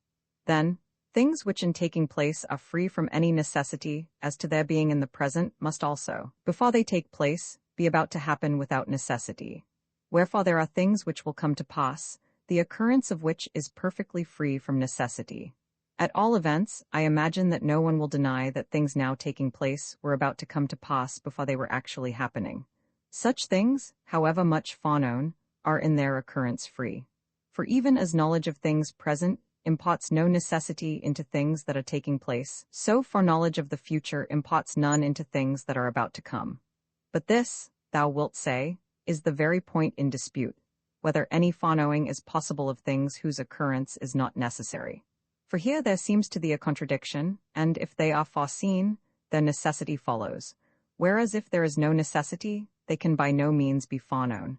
And thou thinkest that nothing can be grasped as known unless it is certain. But if things whose occurrence is uncertain are foreknown as certain, this is the very mist of opinion, not the truth of knowledge. For to think of things otherwise than as they are, thou believest to be incompatible with the soundness of knowledge. Now, the cause of the mistake is this, that men think that all knowledge is cognized purely by the nature and efficacy of the thing known, whereas the case is the very reverse. All that is known is grasped not conformably to its own efficacy, but rather conformably to the faculty of the knower. An example will make this clear. The roundness of a body is recognized in one way by sight, in another by touch. Sight looks upon it from a distance as a whole by a simultaneous reflection of rays. Touch grasps the roundness piecemeal, by contact and attachment to the surface, and by actual movement round the periphery itself. Man himself, likewise, is viewed in one way by sense, in another by imagination, in another way, again, by thought, in another by pure intelligence. Sense judges figure clothed in material substance, imagination figure alone without matter. Thought transcends this again, and by its contemplation of universals, considers the type itself, which is contained in the individual. The eye of intelligence is yet more exalted, for overpassing the sphere of the universal, it will behold absolute form itself by the pure force of the mind's vision, wherein the main point to be considered is this. The higher faculty of comprehension embraces the lower, while the lower cannot rise to the higher. For sense has no efficacy beyond matter, nor can imagination behold universal ideas, nor thought embrace pure form. But intelligence, looking down, as it were, from its higher standpoint in its intuition of form, discriminates also the several elements which underlie it, but it comprehends them in the same way as it comprehends that form itself, which could be cognized by no other than itself. For it cognizes the universal of thought, the figure of imagination, and the matter of sense, without employing thought, imagination, or sense, but surveying all things, so to speak, under the aspect of pure form by a single flash of intuition. Thought also, in considering the universal, embraces images and sense impressions without resorting to imagination or sense. For it is thought which has thus defined the universal from its conceptual point of view. Man is a two-legged animal endowed with reason. This is indeed a universal notion, yet no one is ignorant that the thing is imaginable and presentable to sense, because thought considers it not by imagination or sense, but by means of rational conception. Imagination, too, though its faculty of viewing and forming representations is founded upon the senses, nevertheless surveys sense impressions without calling in sense, not in the way of sense perception, but of imagination. Seest thou, then, how all things in cognizing use rather their own faculty than the faculty of the things which they cognize? Nor is this strange, for since every judgment is the act of the judge, it is necessary that each should accomplish its task by its own, not by another's power. Song Roman for a psychological fallacy, 34 from the potch's murky depths comes a doctrine sage, that doth liken living mind to a written page, since all knowledge comes through sense, graven by experience. As, say they, the pen its marks curiously doth trace on the smooth, unsullied white of the paper's face, so do outer things impress images on consciousness. But if verily the mind thus all passive lies, if no living power within its own force supplies, if it but reflect again, like a glass, things false and vain, whence the wondrous faculty that perceives and knows, that in one fair, ordered scheme doth the world dispose, grasps each whole that sense presents, or breaks into elements. So divides and recombines, and in changeful wise now to low descends, and now to the height doth rise. Lost in inward swift review strictly sifts the false and true? Of these ample potencies fit a cause, I ween, were mind's self than mocks impressed by the outer scene. Yet the body through the sense stirs the soul's intelligence. When light flashes on the eye, or sound strikes the ear, mind aroused to due response makes the message clear, and the dumb external signs with the hidden forms combines. Now, although in the case of bodies endowed with sentiency, the qualities of external objects affect the sense organs, and the activity of mind is preceded by a bodily affection, which calls forth the mind's action upon itself, and stimulates the forms till that moment lying inactive within. Yet, I say, if in these bodies endowed with sentiency, the mind is not inscribed by mere passive affection, but of its own efficacy discriminates the impressions furnished to the body. How much more do intelligences free from all bodily affections employ in their discrimination their own mental activities, instead of conforming to external objects? So on these principles various modes of cognition belong to distinct and different substances. For to creatures void of motive power, shellfish and other such creatures which cling to rocks and grow there, belongs sense alone, void of all other modes of gaining knowledge. To beasts endowed with movement, in whom some capacity of seeking and shunning seems to have arisen, imagination also. Thought pertains only to the human race, as intelligence to divinity alone. Hence it follows that that form of knowledge exceeds the rest which of its own nature cognizes not only its proper object, but the objects of the other forms of knowledge also. But what if sense and imagination were to gainsay thought, and declare that universal which thought deems itself to behold to be nothing? For the object of sense and imagination cannot be universal, so that either the judgment of reason is true, and there is no sense object, or, since they know full well that many objects are presented to sense and imagination, the conception of reason, which looks on that which is perceived by sense and particular as if it were a something universal, is empty of content. Suppose, further, that reason maintains in reply that it does indeed contemplate the object of both sense and imagination under the form of universality, while sense and imagination cannot aspire to the knowledge of the universal, since their cognizance cannot go beyond bodily figures, and that in the cognition of reality, we ought rather to trust the stronger and more perfect faculty of judgment. In a dispute of this sort, should not we, in whom is planted the faculty of reasoning as well as of imagining and perceiving, espouse the cause of reason?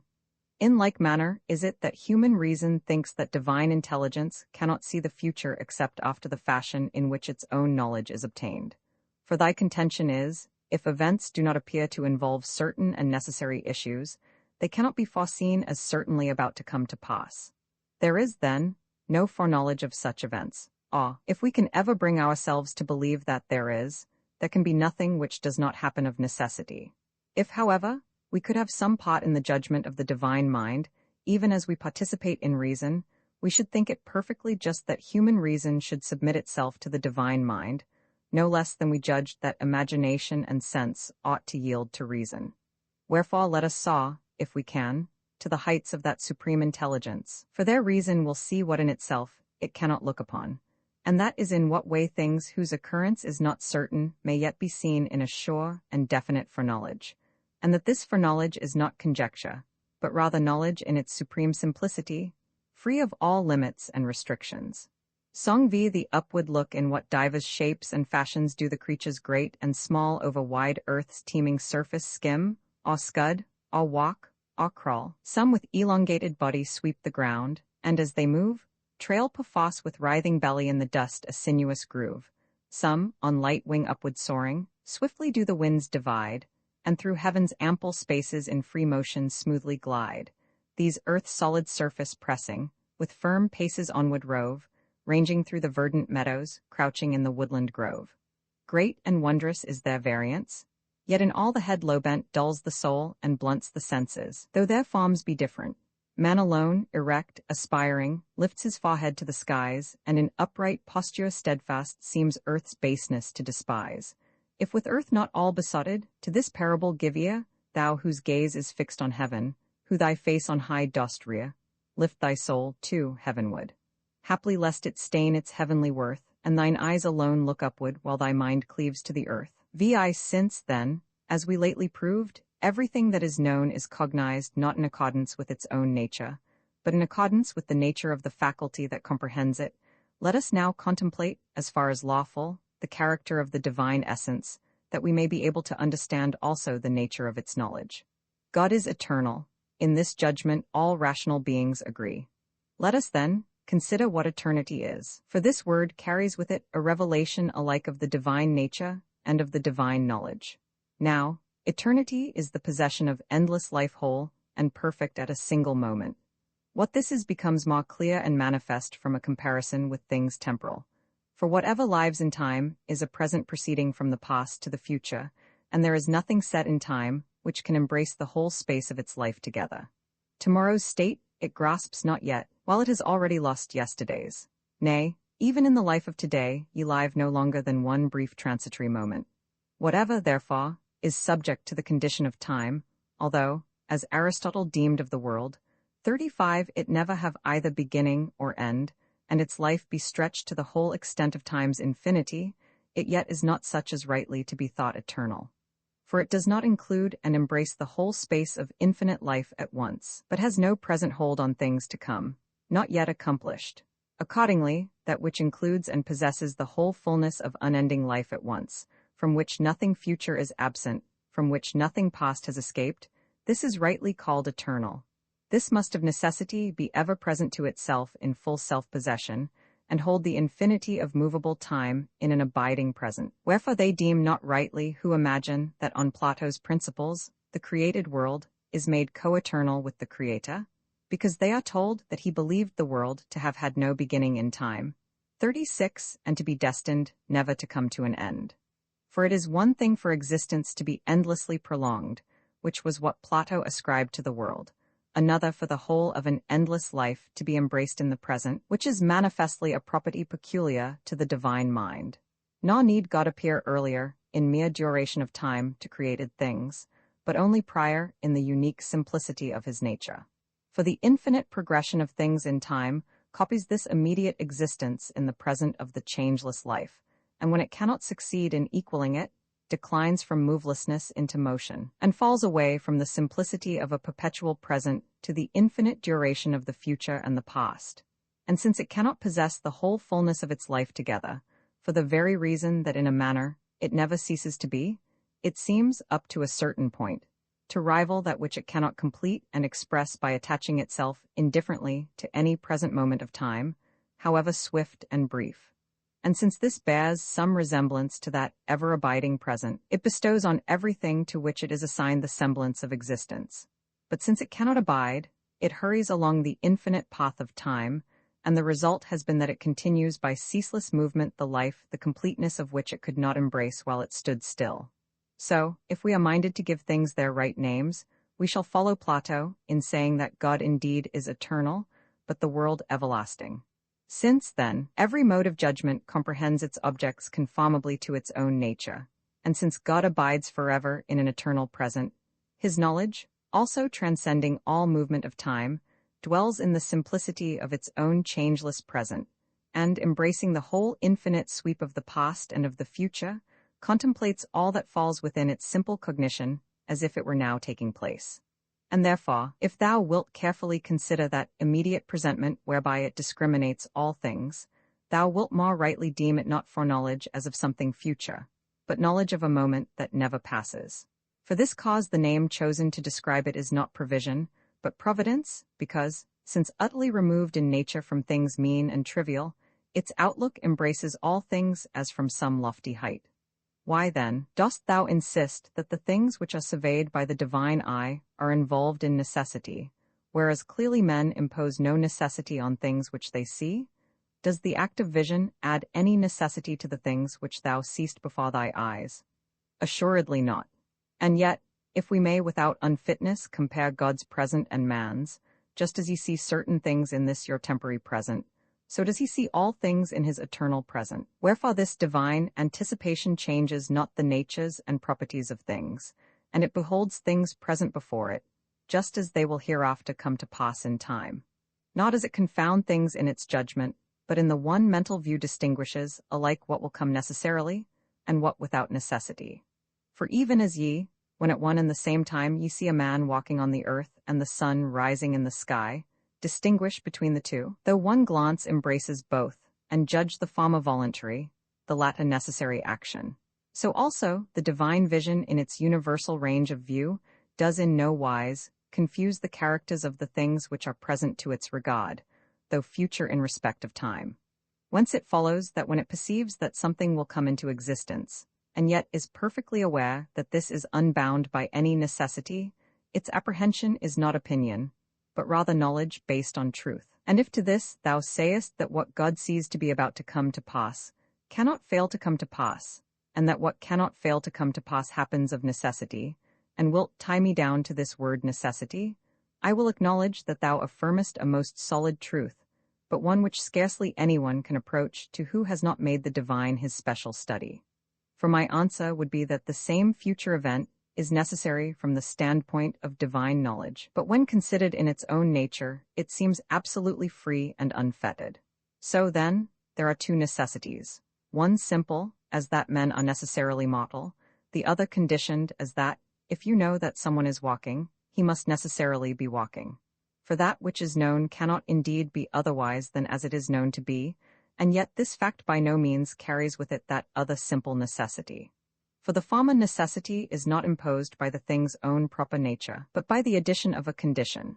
No necessity compels one who is voluntarily walking to go forward, although it is necessary for him to go forward at the moment of walking. In the same way, then, if Providence sees anything as present, that must necessarily be, though it is bound by no necessity of nature. Now, God views as present those coming events which happen of free will. These, accordingly, from the standpoint of the divine vision, are made necessary conditionally on the divine cognizance. Viewed, however, in themselves, they desist not from the absolute freedom naturally theirs. Accordingly, without doubt, all things will come to pass which God foreknows as about to happen, but of these certain proceed of free will. And though these happen, yet by the fact of their existence they do not lose their proper nature, in virtue of which before they happened, it was really possible that they might not have come to pass. What difference, then, does the denial of necessity make, since, through their being conditioned by divine knowledge, they come to pass as if they were in all respects under the compulsion of necessity? This difference, surely, which we saw in the case of the instances I formerly took, the sun's rising and the man's walking, which at the moment of their occurrence could not but be taking place, and yet one of them before it took place was necessarily obliged to be, while the other was not so at all. So likewise, the things which to God are present without doubt exist, but some of them come from the necessity of things, others from the power of the agent. Quite rightly, then, have we said that these things are necessary if viewed from the standpoint of the divine knowledge, but if they are considered in themselves, they are free from the bonds of necessity, even as everything which is accessible to sense, regarded from the standpoint of thought, is universal, but viewed in its own nature particular.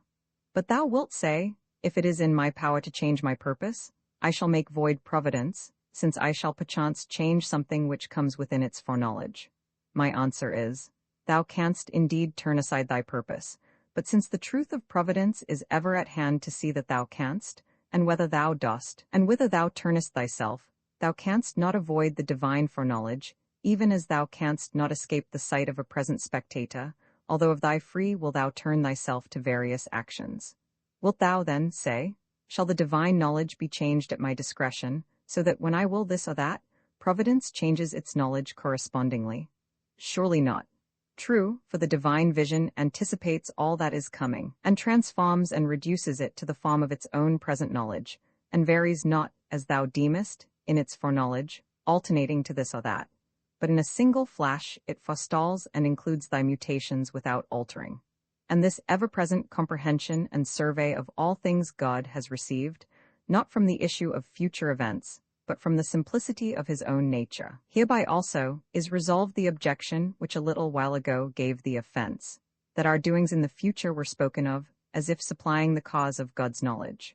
For this faculty of knowledge, embracing all things in its immediate cognizance, has itself fixed the bounds of all things, yet itself owes nothing to what comes after. And all this being so, the freedom of man's will stands unshaken, and laws are not unrighteous, since their rewards and punishments are held forth to wills unbound by any necessity. God, who foreknoweth all things, still looks down from above, and the ever-present eternity of his vision concurs with the future character of all our acts and dispenseth to the good rewards, to the bad punishments.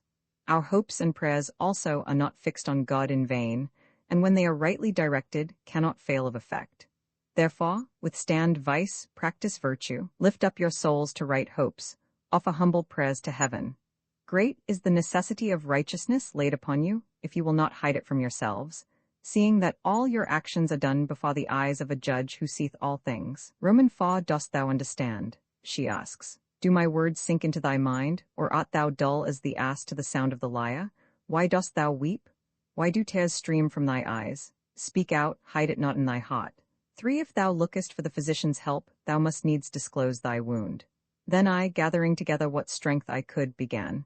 Is there still need of telling? Is not the cruelty of fortune against me plain enough? Doth not the very aspect of this place move thee? Is this the library, the room which thou hadst chosen as thy constant resort in my home, the place where we so often sat together, and held discourse of all things in heaven and earth? Was my garb and mien like this when I explored with thee nature's hid secrets, and thou didst trace for me with thy wand the courses of the stars, moulding the while my character, and the whole conduct of my life, after the pattern of the celestial order? Is this the recompense of my obedience? Yet thou hast enjoined by Plato's mouth the maxim, for that states would be happy, either if philosophers ruled them, or if it should so befall that their rulers would turn philosophers. By his mouth likewise, thou didst point out this imperative reason why philosophers should enter public life, to wit, lest, if the reins of government be left to unprincipled and profligate citizens, trouble and destruction should come upon the good. Following these precepts, I have tried to apply in the business of public administration the principles which I learnt from thee in leisured seclusion. Thou art my witness, and that divinity, who hath implanted thee in the hearts of the wise, that I brought to my duties no aim, but zeal for the public good. For this cause, I have become involved in bitter and irreconcilable feuds, and, as happens inevitably, if a man holds fast to the independence of conscience, I have had to think nothing of giving offense to the powerful in the cause of justice. How often have I encountered and balked Canigastus in his assaults on the fortunes of the weak? How often have I thwarted Trigilla, steward of the king's household, even when his villainous schemes were as good as accomplished? How often have I risked my position and influence to protect poor wretches from the false charges innumerable with which they were forever being harassed by the greed and license of the barbarians? No one has ever drawn me aside from justice to oppression. When ruin was overtaking the fortunes of the provincials through the combined pressure of private rapine and public taxation, I grieved no less than the sufferers. When at a season of grievous scarcity a forced sale, disastrous as it was unjustifiable, was proclaimed, and threatened to overwhelm Campania with starvation, I embarked on a struggle with the Praetorian prefect in the public interest. I fought the case at the king's judgment seat, and succeeded in preventing the enforcement of the sale. I rescued the consular Paulinus from the gaping jaws of the caught bloodhounds, who in their covetous hopes had already made short work of his wealth. To save Albinus, who was of the same exalted rank, from the penalties of a prejudged charge, I exposed myself to the hatred of Cyprian, the informer. Thinkest thou I had laid up for myself store of enmities enough? Well, with the rest of my countrymen, at any rate, my safety should have been assured, since my love of justice had left me no hope of security at court. Yet who was it brought the charges by which I have been struck down? Why, one of my accusers is Basil, who, after being dismissed from the king's household, was driven by his debts to lodge an information against my name. There is Opilio, there is Gaudentius, men who for many and various offences the king's sentence had condemned to banishment, and when they declined to obey, and sought to save themselves by taking sanctuary, the king, as soon as he heard of it, decreed that, if they did not depart from the city of Ravenna within a prescribed time, they should be branded on the forehead and expelled. What would exceed the rigor of this severity? And yet on that same day, these very men lodged an information against me, and the information was admitted. Just heaven? Had I deserved this by my way of life? Did it make them fit accusers that my condemnation was a foregone conclusion? Has fortune no shame, if not at the accusation of the innocent, at least for the vileness of the accusers? Perhaps thou wonderest what is the sum of the charges laid against me. I wished, they say, to save the Senate. But how? I am accused of hindering an informer from producing evidence to prove the Senate guilty of treason. Tell me then, what is thy counsel, O my mistress? Shall I deny the charge, lest I bring shame on thee? But I did wish it, and I shall never cease to wish it. Shall I admit it? Then the work of thwarting the informer will come to an end. Shall I call the wish for the preservation of that illustrious house a crime? Of a truth the Senate, by its decrees concerning me, has made it such. But blind folly, though it deceive itself with false names, cannot alter the true merits of things, and, mindful of the precept of Socrates, 5. I do not think it right either to keep the truth concealed or allow falsehood to pass. But this, however it may be, I leave to thy judgment and to the verdict of the discerning. Moreover, lest the cause of events and the true facts should be hidden from posterity, I have myself committed to writing an account of the transaction. What need to speak of the forged letters by which an attempt is made to prove that I hoped for the freedom of Rome? Their falsity would have been manifest if I had been allowed to use the confession of the informers themselves, evidence which has in all matters the most convincing force. Why, what hope of freedom is left to us? Would there were any? I should have answered with the epigram of Canius when Caligula declared him to have been cognizant of a conspiracy against him. If I had known, said he, thou shouldst never have known. Grief hath not so blunted my perceptions in this matter that I should complain, because impious wretches contrive their villainies against the virtuous, but at their achievement of their hopes I do exceedingly marvel. For evil purposes are, perchance, due to the imperfection of human nature, that it should be possible for scoundrels to carry out their worst schemes against the innocent, while God beholdeth, is verily monstrous. For this cause, not without reason, one of thy disciples asked, if God exists, whence comes evil? Yet whence comes good if he exists not? However, it might well be that wretches who seek the blood of all honest men and of the whole Senate should wish to destroy me also, whom they saw to be a bulwark of the Senate and all honest men. But did I deserve such a fate from the fathers also? Thou rememberest, methinks, since thou didst ever stand by my side to direct what I should do or say, thou rememberest, I say, how at Verona, when the king, eager for the general destruction, was bent on implicating the whole senatorial order in the charge of treason brought against Albinus, with what indifference to my own peril I maintained the innocence of its members, one and all. Thou knowest that what I say is the truth, and that I have never boasted of my good deeds in a spirit of self-praise. For whenever a man by proclaiming his good deeds receives the recompense of fame, he diminishes in a measure the secret reward of a good conscience. What issues have overtaken my innocency thou seest. Instead of reaping the rewards of true virtue, I undergo the penalties of a guilt falsely laid to my charge. Nay, more than this. Never did an open confession of guilt cause such unanimous severity among the assessors, but that some consideration, either of the mere frailty of human nature, or of fortune's universal instability, availed to soften the verdict of some few. Had I been accused of a design to fire the temples, to slaughter the priests with impious sword, of plotting the massacre of all honest men, I should yet have been produced in court, and only punished on due confession or conviction. Now, for my too great zeal towards the Senate, I have been condemned to outlawry and death, unheard and undefended, at a distance of near 500 miles away. 60.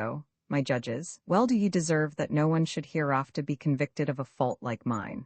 Yet even my very accusers saw how honorable was the charge they brought against me, and in order to overlay it with some shadow of guilt, they falsely asserted that in the pursuit of my ambition I had stained my conscience with sacrilegious acts. And yet thy spirit, indwelling in me, had driven from the chamber of my soul all lust of earthly success.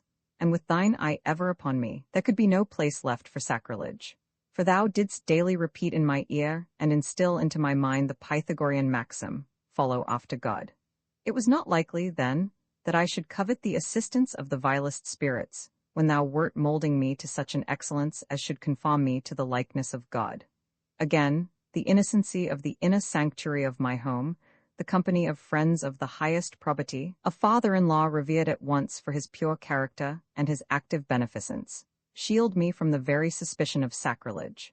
Yet, atrocious as it is, they even draw credence for this charge from thee.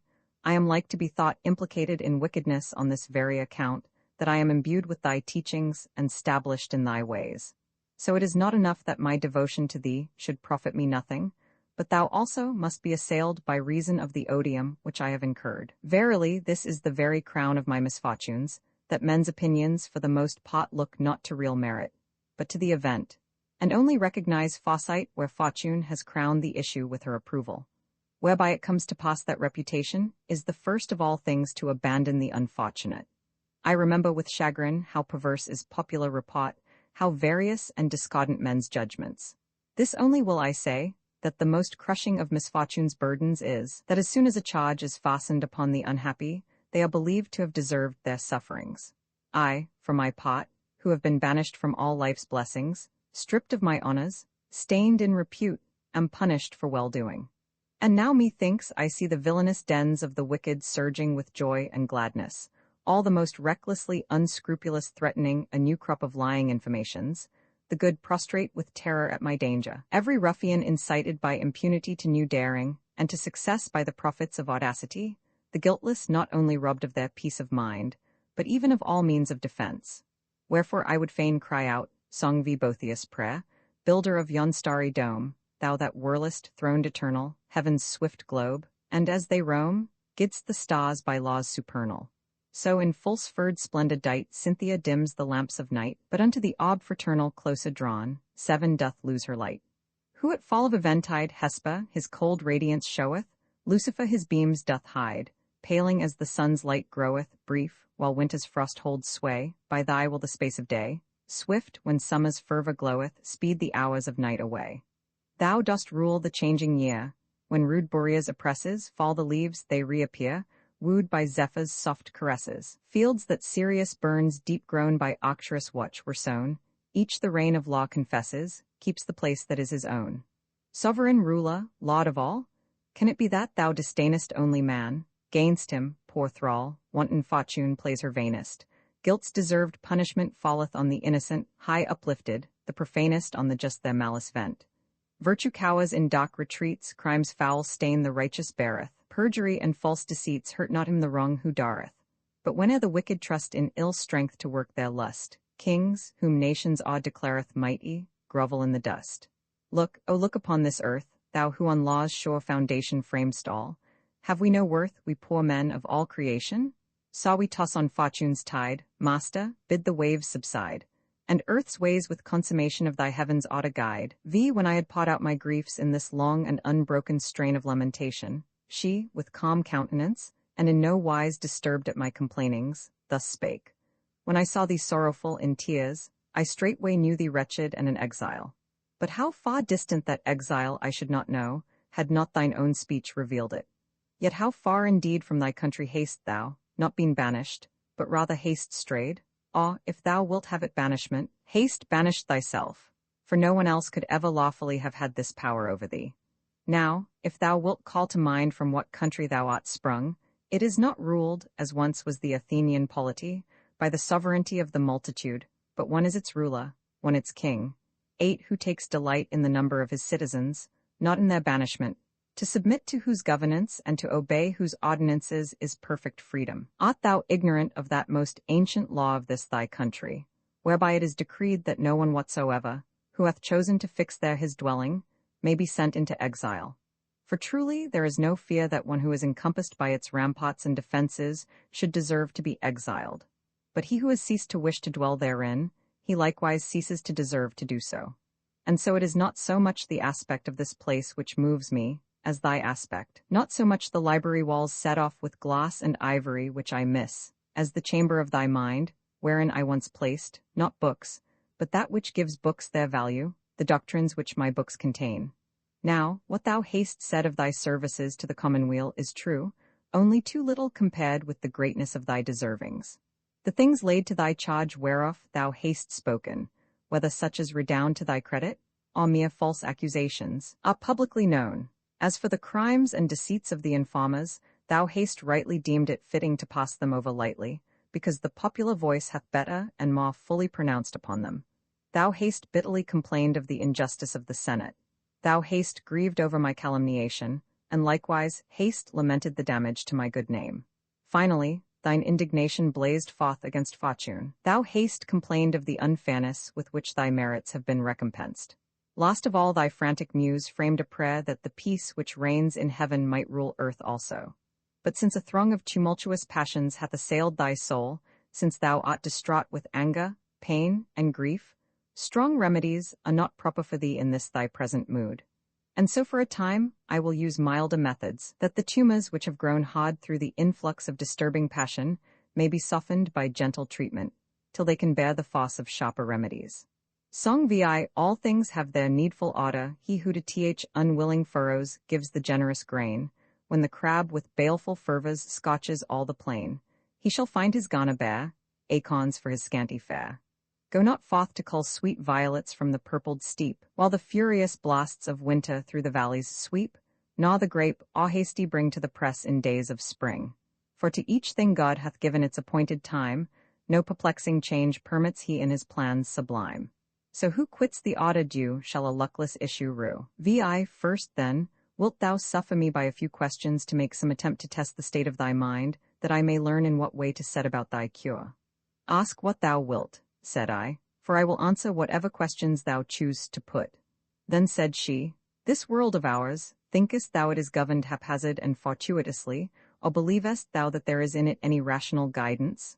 Nay, said I, in no wise may I deem that such fixed motions can be determined by random hazard, but I know that God, the Creator, presideth over his work, nor will the day ever come that shall drive me from holding fast the truth of this belief. Yes, said she, thou didst even but now affirm it in song, lamenting that men alone had no portion in the divine care. As to the rest, thou wert unshaken in the belief that they were ruled by reason. Yet I marvel exceedingly how, in spite of thy firm hold on this opinion, thou art fallen into sickness. But let us probe more deeply. Something or other is missing, I think.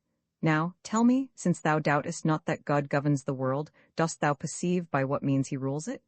I scarcely understand what thou meanest, I said, much less can I answer thy question.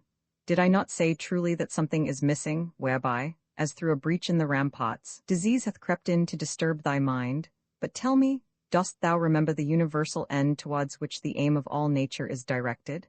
I once heard, said I, but sorrow hath dulled my recollection. And yet thou knowest whence all things have proceeded. Yes, that I know, said I, and have answered that it is from God. Yet how is it possible that thou knowest not what is the end of existence, when thou dost understand its source and origin? However, these disturbances of mind have force to shake a man's position, but cannot pluck him up and root him altogether out of himself. But answer this also, I pray thee, rememberest thou that thou art a man? How should I not? Said I. Then canst thou say what man is? Is this thy question, whether I know myself for a being endowed with reason and subject to death? Surely I do acknowledge myself such. Then she, dost know nothing else that thou art? Nothing. Now, said she, I know another cause of thy disease, one, too, of grave moment. Thou hast ceased to know thy own nature. So then, I have made full discovery both of the causes of thy sickness and the means of restoring thy health.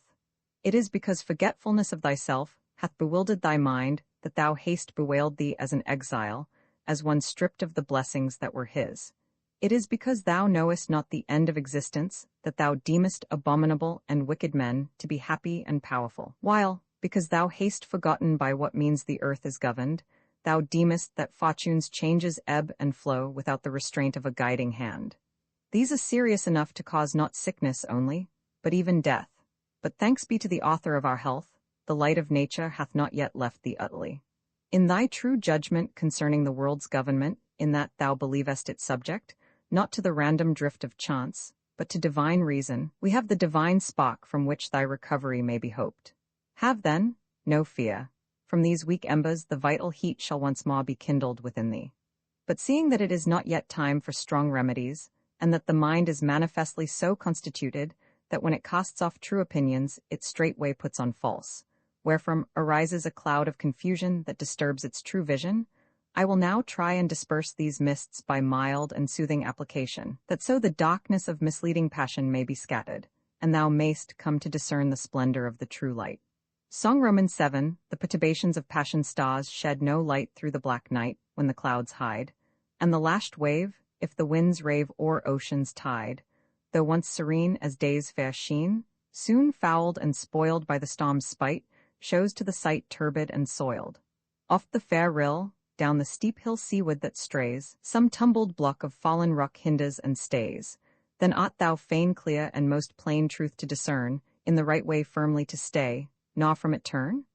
Joy, hope, and fear suffer not near, drive grief away. Shackled and blind and lost is the mind where these have sway. I thereafter for a while she remained silent, and when she had restored my flagging attention by a moderate pause in her discourse, she thus began. If I have thoroughly ascertained the character and causes of thy sickness, thou art pining with regretful longing for thy former fortune. It is the change, as thou deemest, of this fortune that hath so wrought upon thy mind. Well do I understand that Siren's manifold wiles, the fatal charm of the friendship she pretends for her victims, so long as she is scheming to entrap them, how she unexpectedly abandons them, and leaves them overwhelmed with insupportable grief. Bethink thee of her nature, character, and deserts, and thou wilt soon acknowledge that in her thou hast neither possessed, nor hast thou lost, aught of any worth. Methinks I need not spend much pains in bringing this to thy mind, since, even when she was still with thee, even while she was caressing thee, thou usedst to assail her in manly terms, to rebuke her, with maxims drawn from my holy treasure house. But all sudden changes of circumstances bring inevitably a certain commotion of spirit. Thus it hath come to pass that thou also for a while hast been parted from thy mind's tranquillity.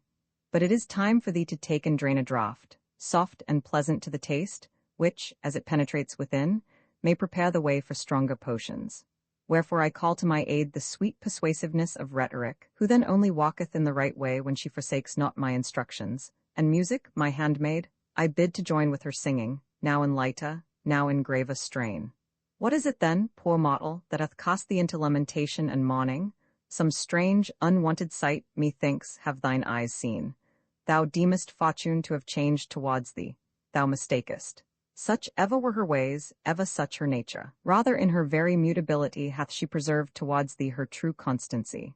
Such was she when she loaded thee with caresses, when she deluded thee with the allurements of a false happiness. Thou hast found out how changeful is the face of the blind goddess. She who still veils herself from others hath fully discovered to thee her whole character. If thou likest her, take her as she is, and do not complain. If thou abhorrest her perfidy, turn from her in disdain, renounce her, for baneful are her delusions. The very thing which is now the cause of thy great grief ought to have brought thee tranquillity. Thou hast been forsaken by one of whom no one can be sure that she will not forsake him. Or dost thou indeed set value on a happiness that is certain to depart? Again I ask, is fortune's presence dear to thee if she cannot be trusted to stay, and though she will bring sorrow when she is gone? Why, if she cannot be kept at pleasure, and if her flight overwhelms with calamity, what is this fleeting visitant but a token of coming trouble? Truly it is not enough to look only at what lies before the eyes. Wisdom gauges the issues of things, and this same mutability, with its two aspects, makes the threats of fortune void of terror, and her caresses little to be desired. Finally, thou oughtest to bear with whatever takes place within the boundaries of fortune's demesne, when thou hast placed thy head beneath her yoke. But if thou wishest to impose a law of staying and departing on her, whom thou hast of thine own accord chosen for thy mistress, art thou not acting wrongfully? Art thou not embittering by impatience a lot which thou canst not alter? Didst thou commit thy sails to the winds, thou wouldst voyage not whither thy intention was to go, but whither the winds drave thee. Didst thou entrust thy seed to the fields, thou wouldst set off the fruitful years against the barren. Thou hast resigned thyself to the sway of fortune, thou must submit to thy mistress's caprices. What?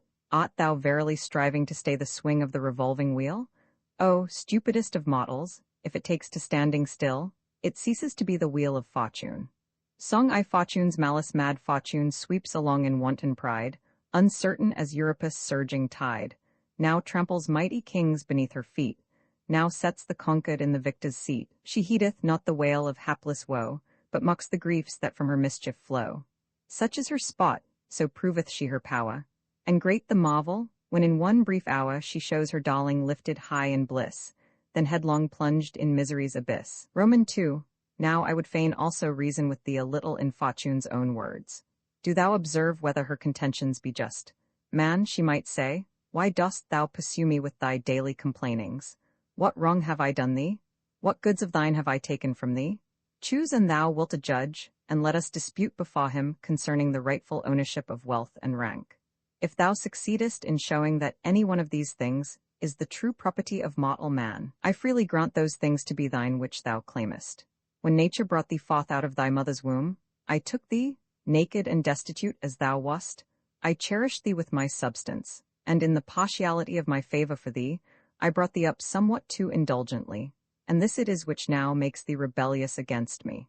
I surrounded thee with a royal abundance of all those things that are in my power. Now it is my pleasure to draw back my hand. Thou hast reason to thank me for the use of what was not thine own. Thou hast no right to complain, as if thou hadst lost what was wholly thine. Why, then, dost bemoan thyself? I have done thee no violence. Wealth, honor, and all such things are placed under my control. My handmaidens know their mistress, with me they come, and at my going they depart. I might boldly affirm that if those things the loss of which thou lamentest had been thine, thou couldst never have lost them. Am I alone to be forbidden to do what I will with my own? Unrebuked, the skies now reveal the brightness of day, now shroud the daylight in the darkness of night. The year may now engarland the face of the earth with flowers and fruits, now disfigure it with storms and cold. The sea is permitted to invite with smooth and tranquil surface today, tomorrow to roughen with wave and storm. Shall man's insatiate greed bind me to a constancy foreign to my character? This is my art, this the game I never cease to play. I turn the wheel that spins. I delight to see the high come down and the low ascend. Mount up, if thou wilt, but only on condition that thou wilt not think it a hardship to come down when the rules of my game require it. Wert thou ignorant of my character? Didst not know how Croesus, king of the Lydians, erstwhile the dreaded rival of Cyrus, was afterwards pitiably consigned to the flame of the pyre, and only saved by a shower sent from heaven? Has it scaped thee how Paulus paid a meed of pious tears to the misfortunes of King Perseus, his prisoner?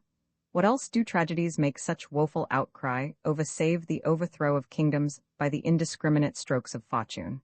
Didst thou not learn in thy childhood how there stand at the threshold of Zeus two jaws, the one full of blessings, the other of calamities? 9. How if thou hast drawn over-liberally from the good jar? What if not even now have I departed wholly from thee? What if this very mutability of mine is a just ground for hoping better things?